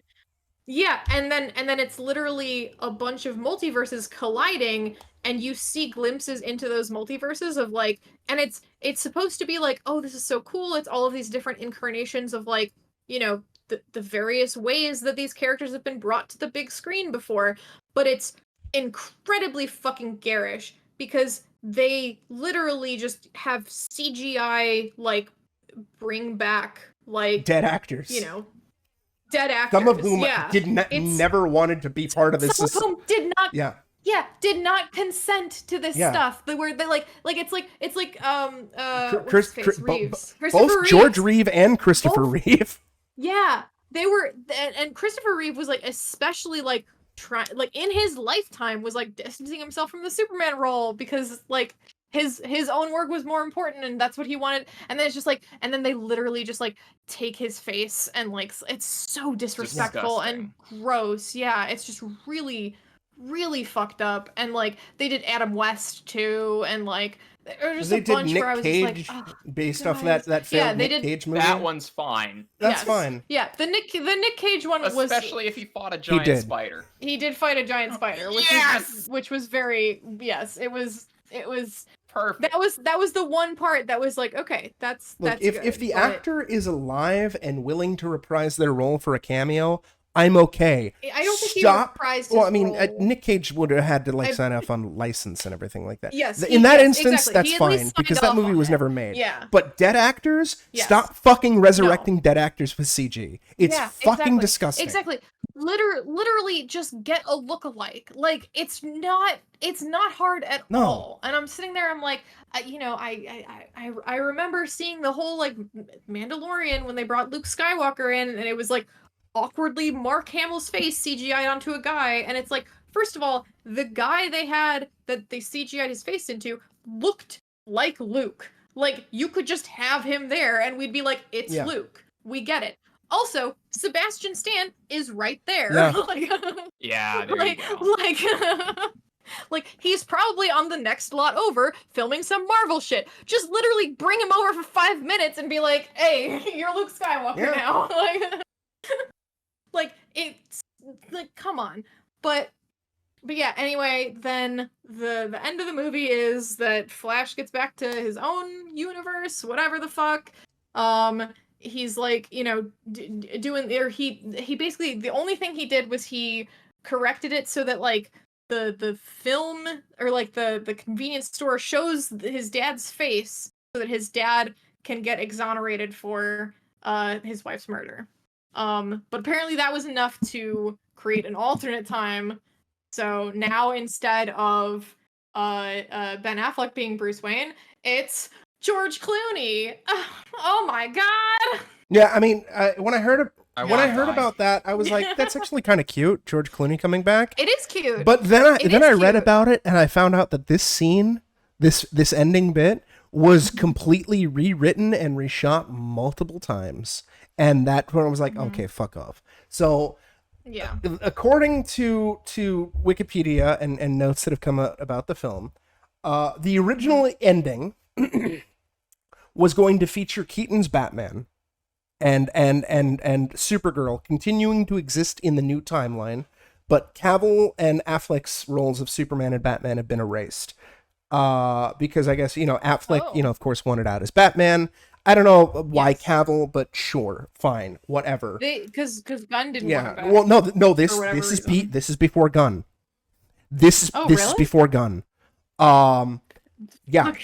And then, following the merger between Warner Brothers and Discovery, the new executives decided we need a different ending, and they wanted wanted Cavill and Gal Gadot in the ending to set up Man of Steel 2 and Wonder Woman 3. And they shot this new ending. So this is 2 endings shot.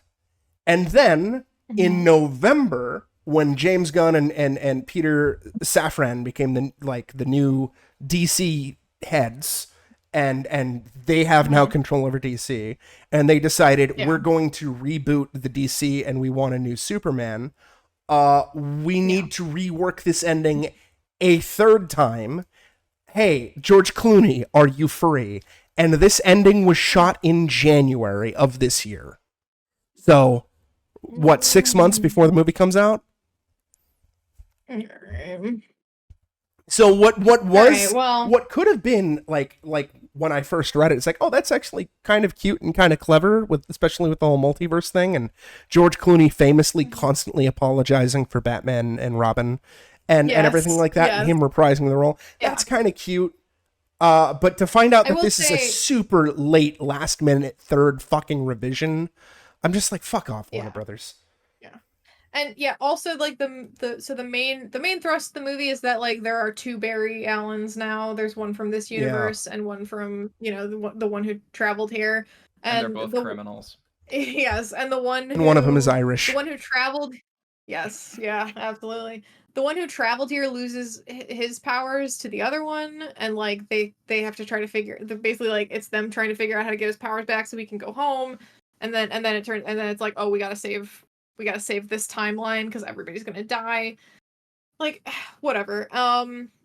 And yeah, the one time that I laughed in this movie that had a lot of moments that made me think they wanted me to laugh, was in the final fight when I think Barry punched somebody in the heart by like vibrating his fist through their chest. And it was the funniest shit I'd seen. What the fuck? It was like, and it was not done graphically, but that's what it looked like. Like, it was a very quick shot, and I was like, and I just like laughed out loud. I was like, did he just punch that man in the heart? Barry just killed a man. And Will was like, wait, what? And we backed up, and I was like, pretty sure he vibrated his molecules through that guy's chest to punch him in the heart. It was pretty great. So, yeah. Jesus. Like The state of cinema. 3 out of 10, something like that. Don't see it. Don't see Flash. Yeah, I heard it's pretty rough. How does it which is worse, this or Black Adam? Oh, Black Adam was worse. For sure. Zero hesitation. Yeah, no, Black Adam was worse. Because that's the thing, it's like Black Adam also like it was like The Rock not understanding how to utilize himself. Where it's like, hey man, you're super charismatic, maybe don't play a super stoic, like morally almost not great. I haven't seen either movie, but if I were to be forced at gunpoint to choose one, I probably would choose to watch Black Adam. And this is because The Rock isn't a literal criminal. No, purely for because The Rock isn't a literal criminal. Oh, actually, yes. Pierce Brosnan. Michael Keaton back as Batman is a strong draw. Yeah, it was strong for me too, but he's not super noteworthy. My thing is the fact that, and they also do the thing where they're like, oh, say the line, Batman. Where it's like, you want to get nuts? Let's get nuts. And he says it in such a deadpan way where I'm like, I feel like somebody's off screen holding him at gunpoint to say this line. I'm just like, I'm sorry. It's because Ezra's a literal fucking criminal, and just I'm kind of sick of their behavior, and I'm sick of the justification of it, and also just resurrecting dead actors via CG. Get fucked. I'm tired of this. Yeah, get fucked. I don't care if the family signs off on it. I don't want to see CGI Peter Cushing. He's been dead for 20, 30 years. No. Like, stop this fucking shit. Just hire a new person to play the role. It's the same thing as like, hire somebody who looks like him and maybe give somebody else. It's the same thing as like that fucking Coachella concert from a few years ago where they fucking had hologram Tupac. Fuck off. Let them be dead. God. Stop. This is disgusting. Well, that one's different because Tupac's not dead. Oh yeah, I mean, he's hiding in Bill Clinton's asshole. He was actually live broadcasting from somewhere else. It's just they had to make it look like a hologram because Yeah. But it's just it just furthers my sentiment of fuck comic book movies. Okay, Lee. All right. Are you gonna cock tease me again, or are you? I've got a couple left on here. Okay. Should we save it for last? I think we should. No, save it for last. I have one thing that I remembered that's going to be last. I'm waiting for you two to be done, and I have one thing to be last. Well, too bad, because we're gonna talk about the last thing for an hour. So. Well, I know, and we're already at the 2-hour mark. Yeah, no, I'm gonna speed run the last of my stuff except for the pivotal one. Okay, cool. I'm gonna say very little about this next one because I want my co-goons to watch it. The Wailing, which was a fantastic horror movie. Mm-hmm. It's less I say about it, the better. It's one of those just like, kind of the less you know going in, the more cool it is to watch it unfold. But fucking stellar, loved it. Nice. Let's see. Oh yeah, so we're not gonna be able to talk about this one for a while, but I beat Final Fantasy 16. Really enjoyed it. The writers are not cowards. I cannot wait to discuss it in more detail. Other than that, I've just kind of been shamelessly continuing to play Honkai Star Rail. It's still great. My favorite character finally had her banner. Pulled her. Wonderful times were had. Kafka, best girl. And one of my favorite anime of all time got the FMA Brotherhood treatment and got remade to kind of more closely follow the manga source material. So I've been having my fiance Krista have her first exposure to Sailor Moon in the form of the newer Sailor Moon Crystal edition, which is fucking great. And it's an old school, tried and true formula of monster shows up, girl spends 20 minutes doing a transformation sequence and throws one special move out there to kill the monster of the week, rinse and repeat. Hell yeah. You know what? They didn't bother changing that formula one bit, and God bless them for it. Hell yeah. And then, other than the last one I'm gonna sit on, that's about it. So, Kat, take it away. Okay, I have 3 last things I'm going to cover, and I'm going to cover them real quick because some of them will be probably discussions for later. So, to help kind of like raise money and awareness for James's house, I decided to introduce some suffering into my world, and I played Balan Wonderworld. Yes. Yes. The less said about that right now, the better, because it's definitely going on a list for the end of the year. So yeah, we're gonna leave it at that. Then I also started actually very, very recently, as in yesterday. I started my first ever Bloodborne playthrough. Hell yeah. Which is we have some interesting thoughts on. Yeah, and I think I'll probably have more to say about it. Like, James is planning to help me through more of it. I think the game is or I think the world and the aesthetic is very much like my kind of vibe. Like the narrative, all that stuff is like, oh, this is really cool.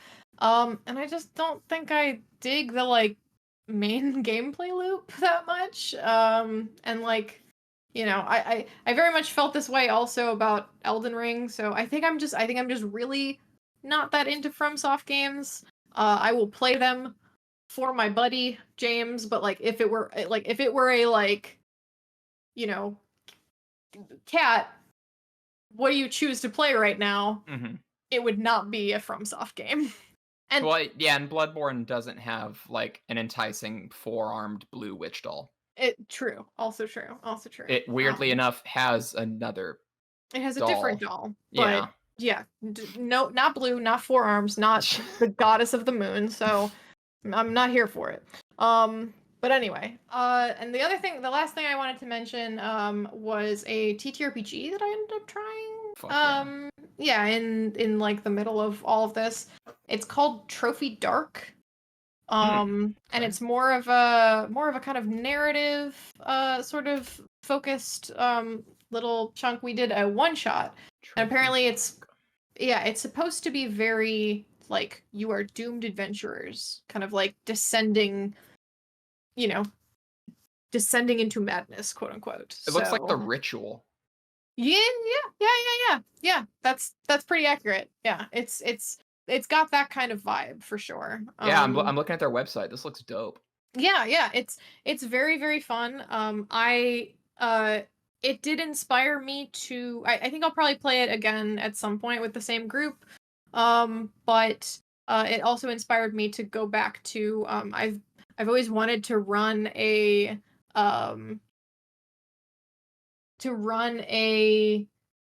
campaign based on At the Mountains of Madness. Hell my favorite Lovecraft story. And there is a module for Call of Cthulhu that is Beyond the Mountains of Madness, and it's okay. I've read it, and it's a decent read, but there's a lot of like decisions that happen on the page that I would not bring to the table.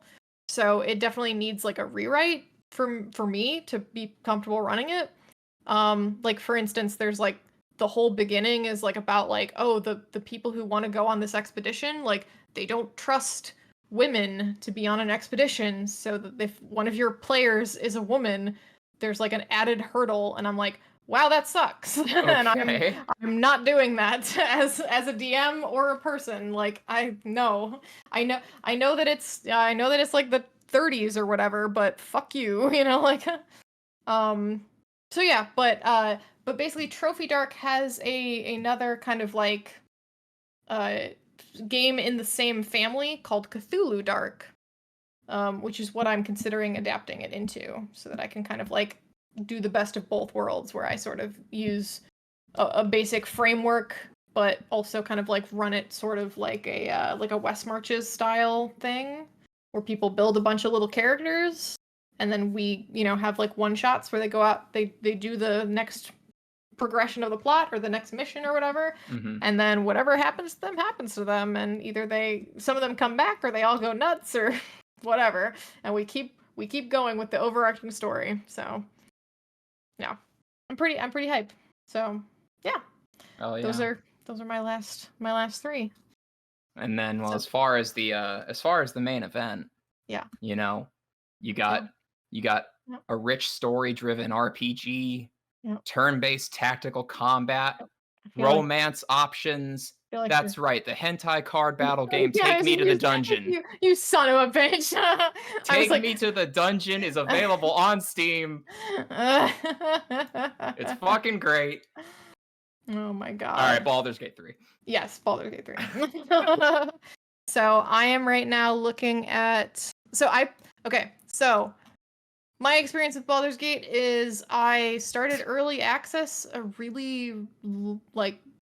a while ago, like 2 or 3 years ago. Not when it first came out, obviously, but like 2 or 3 years ago. So it was basically done. Like there was a lot of stuff, and they were still adding stuff. But I played through like a full, like basically it's all of Act 1. And so I played through and like explored every single fucking option with a friend of mine. And it was really fun. And then I proceeded to play a couple more instances with like another group and like my husband and like, just a solo game. And it was fine. It was neat. But then eventually I like put it down. I think I got like 50 or so hours into it. And now my Steam playtime is looking at a cool 223 hours. So yeah, I've been basically exclusively playing this game in my free time. Yeah. And I just fucking love it. I really do. I mean, there's issues with it for sure. I've seen the complaints online, but I'm having a blast. Yep, I'm much more in the shallow end of the pool right now. I've only clocked like 10 hours of playtime, but it's fucking great so far. Yeah. It is, for a D&D nerd, it is. Yeah. Just the sheer amount of work that went into the dialogue trees and the the immersive sim amount of like options for solving situations. Yep. That part alone is staggering. Yes. And like I will say that like because there's criticism that Act 3 doesn't feel as polished.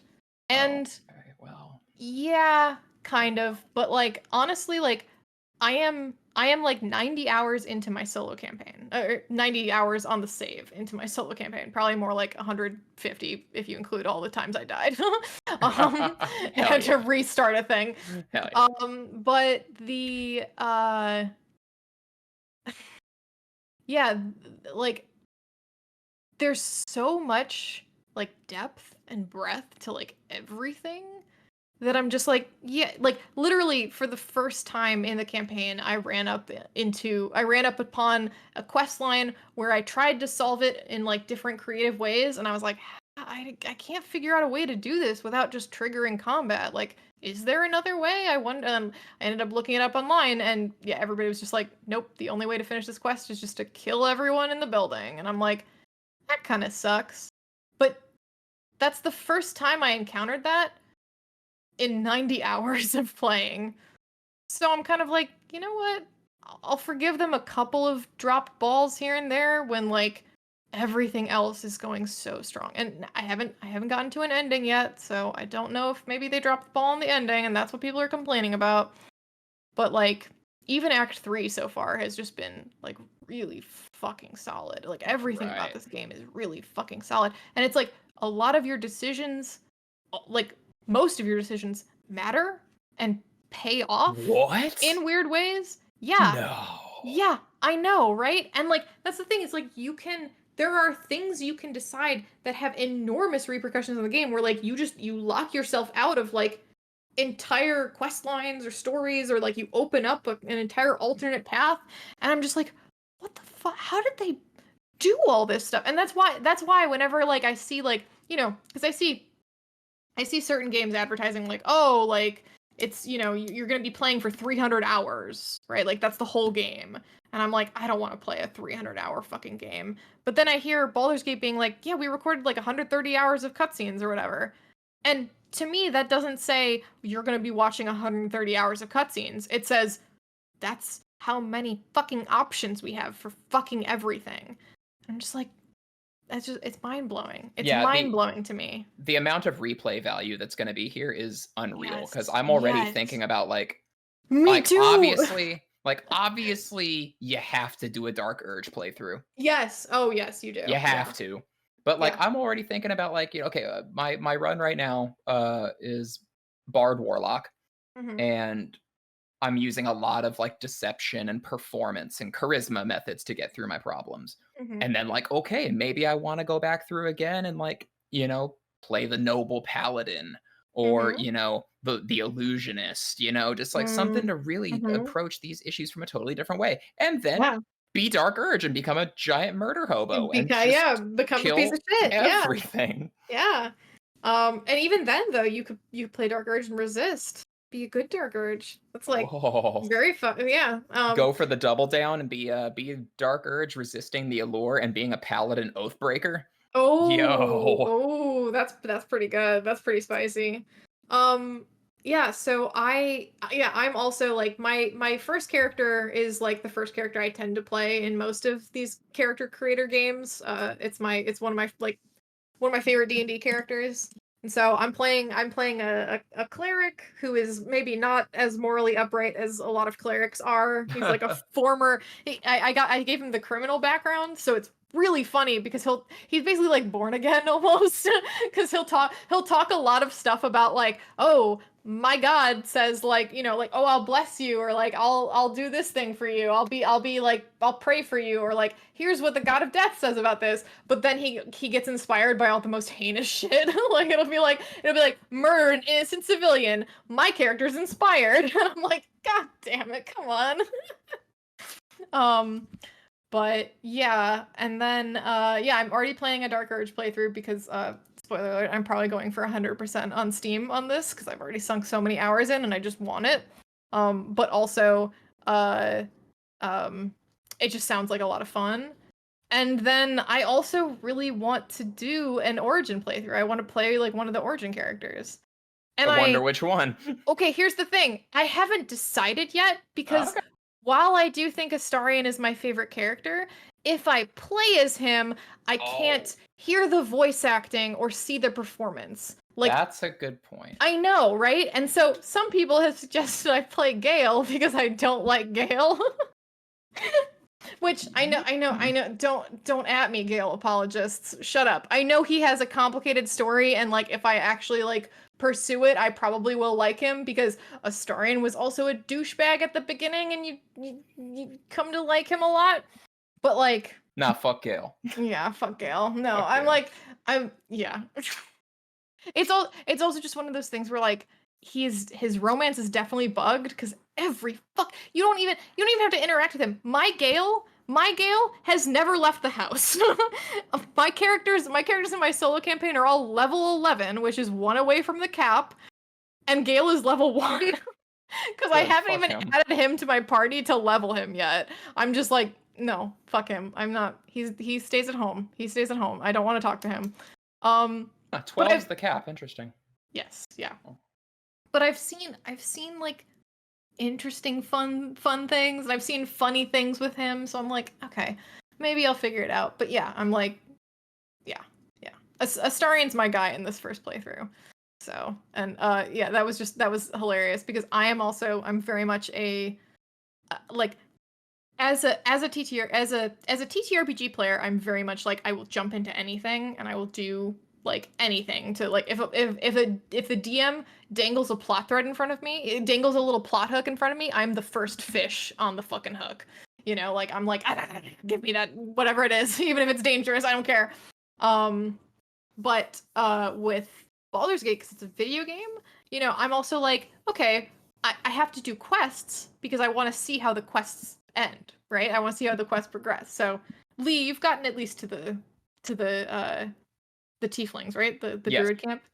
So yeah, I go in there and you know, they're immediately like, hey, we have a quest for you. Go get Halsin. Go help us, like, you know, help us save this stuff. And I was like, yeah, I'll accept the quest. And all of my, you know, there's a little thing that pops up in the corner that goes, so-and-so approves, so-and-so approves, so-and-so, you know, disapproves. And it's just everybody approves except fucking Astarion. And I'm just like, what do you want me to do all day? Just sit around and kill things? Like, and he says, yeah. And he says, yeah, that sounds great. I'm like, come on, man. So yeah, but I fucking grinded because I literally like I did this like complete balancing act where I was trying to be helpful to other NPCs because they deserved help, but I was also, he really likes it when you like make fun of people or like are mean to people or straight up murder people. So I was doing this like really fine balancing act of like being a complete unrepentant sadist and also doing enough to keep progressing. Mm-hmm. And it was really fun. And yeah, I'm at like 100% approval with him, and I'm just like, fucking awesome. I love this. I am at the point where I think in my next session, which will be whenever we wrap this podcast, I think I'm gonna go wrap up his storyline. Hell yeah. Which is going to break my heart because I know that there is a decision coming up because they've been like hinting at it, or not really hinting at it. They've been saying that like this is what he wants, and like there's a decision coming up, and I'm just like, I know whatever I decide is gonna kill me. Oh, good. The Nier Automata approach of whatever decision I make, I will be miserable. I will be really sad. I feel like I'm like beautiful. Oh man. So Yoko Taro approves of Baldur's Gate 3. Yeah, I can't wait till you progress his quest line that far, Lee, because I really want to talk to you about it, because I'm just and also I will say that like because I've now progressed enough of the companions' plot lines that like I know about them and like their backgrounds more, and like everyone in the group, which like makes sense because like they're all characters, they're all fucked up weirdos. They all have some degree of trauma to them that like is really well written, frankly, for everyone. I'm just like, I'm sitting there, I'm going like, oh my god, like even the characters that like I didn't really like that much, like I start talking to them more and I'm like, damn, like I can see why people like you, because like I would want to actually pursue this more. And, like if we had a closer relationship, I feel like I might get more information from you. And like Shadowheart was a good one where like I got to the end of her quest line and I was like, damn girl, like I misjudged you at the beginning. I'm sorry. Lizelle is another one where like I fucking love her. She's wonderful. she's really cool. But yeah. Anyway. It's dangerous the amount of time that I want to put into this. Yeah. And also like I can talk so much about it and I don't want to because it does feel a little bit like talking about your D&D game. Although not really, because enough other people are also experiencing it that like you can be like, yeah, the fucking, you know, people doing this thing or people doing that thing, or, you know, compare notes of like, oh, you made this decision here, I did this. Like, oh, don't worry, like, I will keep giving you the play-by-play. Yeah. And I hope you don't mind me responding by being like, I also did that, or like, oh, I did this other thing. Yeah. No, I love hearing that. Because I love that shit. And like my I have a couple of co-op campaigns going as well. Although I'm realizing that like the co-op campaigns are fun to hang out with people, but they're not really great to experience the story, I don't think. Because effectively, like, well, at least for me, I kind of end up just being like, I will backseat. Like, I will act effectively as an NPC so that you can experience the story. Especially if I'm playing with somebody who hasn't played before.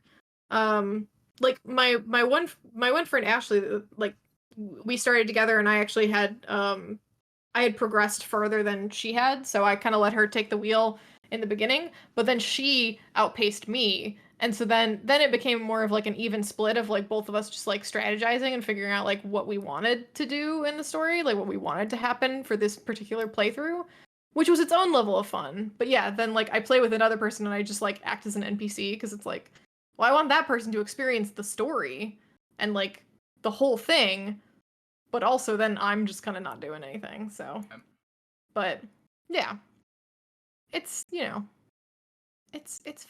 It's all fun. And I got so many solo campaigns I'm planning. So yeah. Fucking A.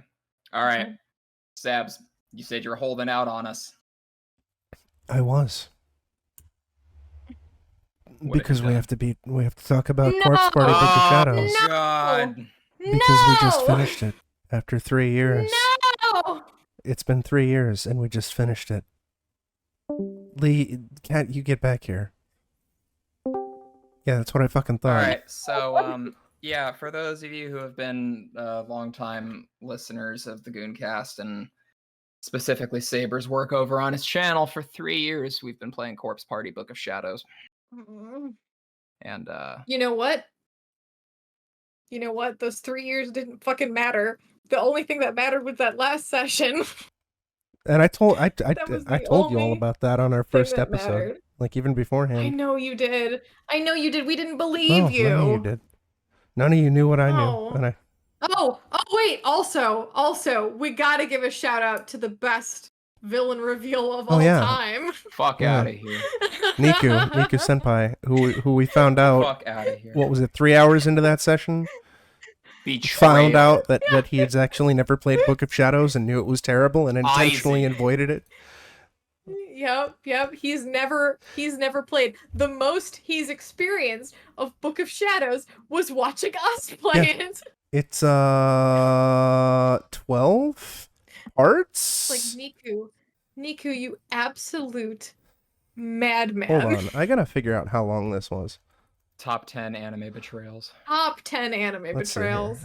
I think you had a great like Game of Thrones clip of someone getting stabbed in the stomach. I did the Red Wedding with Niku. Yeah. No, it's the Bleach moment where Aizen takes off his glasses and slicks his hair back, and God. Now I will stand in heaven.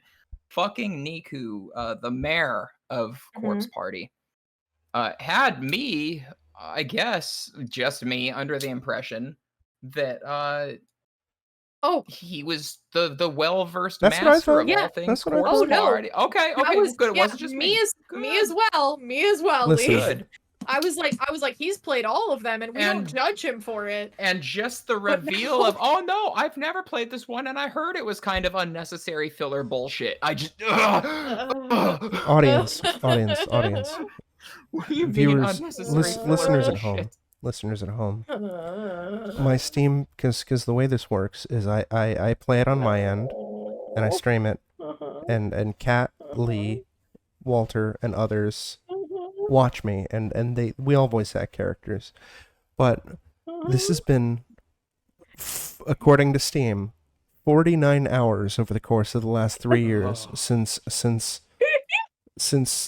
October 2020 until now August of 2021 or 2023. It took us this long. You wish it was 2021. I do, because we look. Wow, we started this before I got sober. Oh yeah, no, you and I were drinking like wild. Yeah. All of us were different people when we started this game. Holy shit. Yeah. No, this is during the first proper back to Ghoul is when we started this. Good. Back in the early days of the pandemic. This is your legacy, man. Corpse Party and Dragon Listen. We still have so many more Corpse Party games to go through. I just really wanted to just bring this up, that it's taken us 3 years and almost 50 hours to get through this one stupid fucking game. And the only thing that has mattered is the last 5 hours that we played back in August. It's the only bit of actual forward momentum of progress of plot. Everything else has either been non-canon alternate universe shit or unnecessary prequel shit for world building. Oh yeah, because I really need the in-depth lore building for Corpse Party. Yes, you need all these additional characters. Oh yeah. And, oh boy. Oh yeah, sure do. And as I was mentioning to you guys, just so I have it on video, we have a Google sheet that keeps track of who voices who, right? Because there's a lot of fucking characters to keep track of. The cosmic shit show, right? Yeah. And for Corpse Party Book of Shadows, I'm sure we've missed a couple, but our Google sheet has 31 entries. Right? For Corpse Party Book of Shadows. No, actually it's 30 entries, because I forgot that the top is the columns, right? Now in prep for when we get to Corpse Party Blood Drive, I decided to fill this out and see how many characters there are. And there's like 50 something. Close to. So we have like almost twice the amount of characters. It's gonna be great. But that's fine, we're doing Dead Patient first, the other Corpse Party 2, because they just recently announced a new Corpse Party 2 that is unrelated to Dead Patient and is not supplanting Dead Patient. But there's two different Corpse Party 2s. There's Corpse Party 2, like the number 2, and then there's Corpse Party Roman numeral 2. Anyway, Corpse Party 358 over 2 days. Eat shit, we're done. Yeah. This podcast is over. Good God. Oh man. Are we actually wrapped, or should we? I would say sign out and get the fuck out of Dodge. I don't want to talk. I don't want to talk about Corpse Party anymore. You've got Baldur's Gate to play, Cat. I do have Baldur's Gate to play. I thought we were just gonna smash cut to blackness as Corpse Party deserves, but sure. I'm Cat, aka the Attack Cat on Twitch. Don't stream that much unless it's suffering. So I didn't even stream Bloodborne, which I probably should have, but. I guess next time I'll stream Bloodborne. Yeah. That's it. I'm gonna play Baldur's Gate. And once again, it has been your boy Lee Alder, the Valley Jester. You can catch me over at twitch.tv/valleyjester. I'm usually just streaming gotcha bullshit. I'm gonna go also play some Baldur's Gate. Hell yeah. I'm James, also known as Saber0307. My house burned down. Everybody get fucked. James.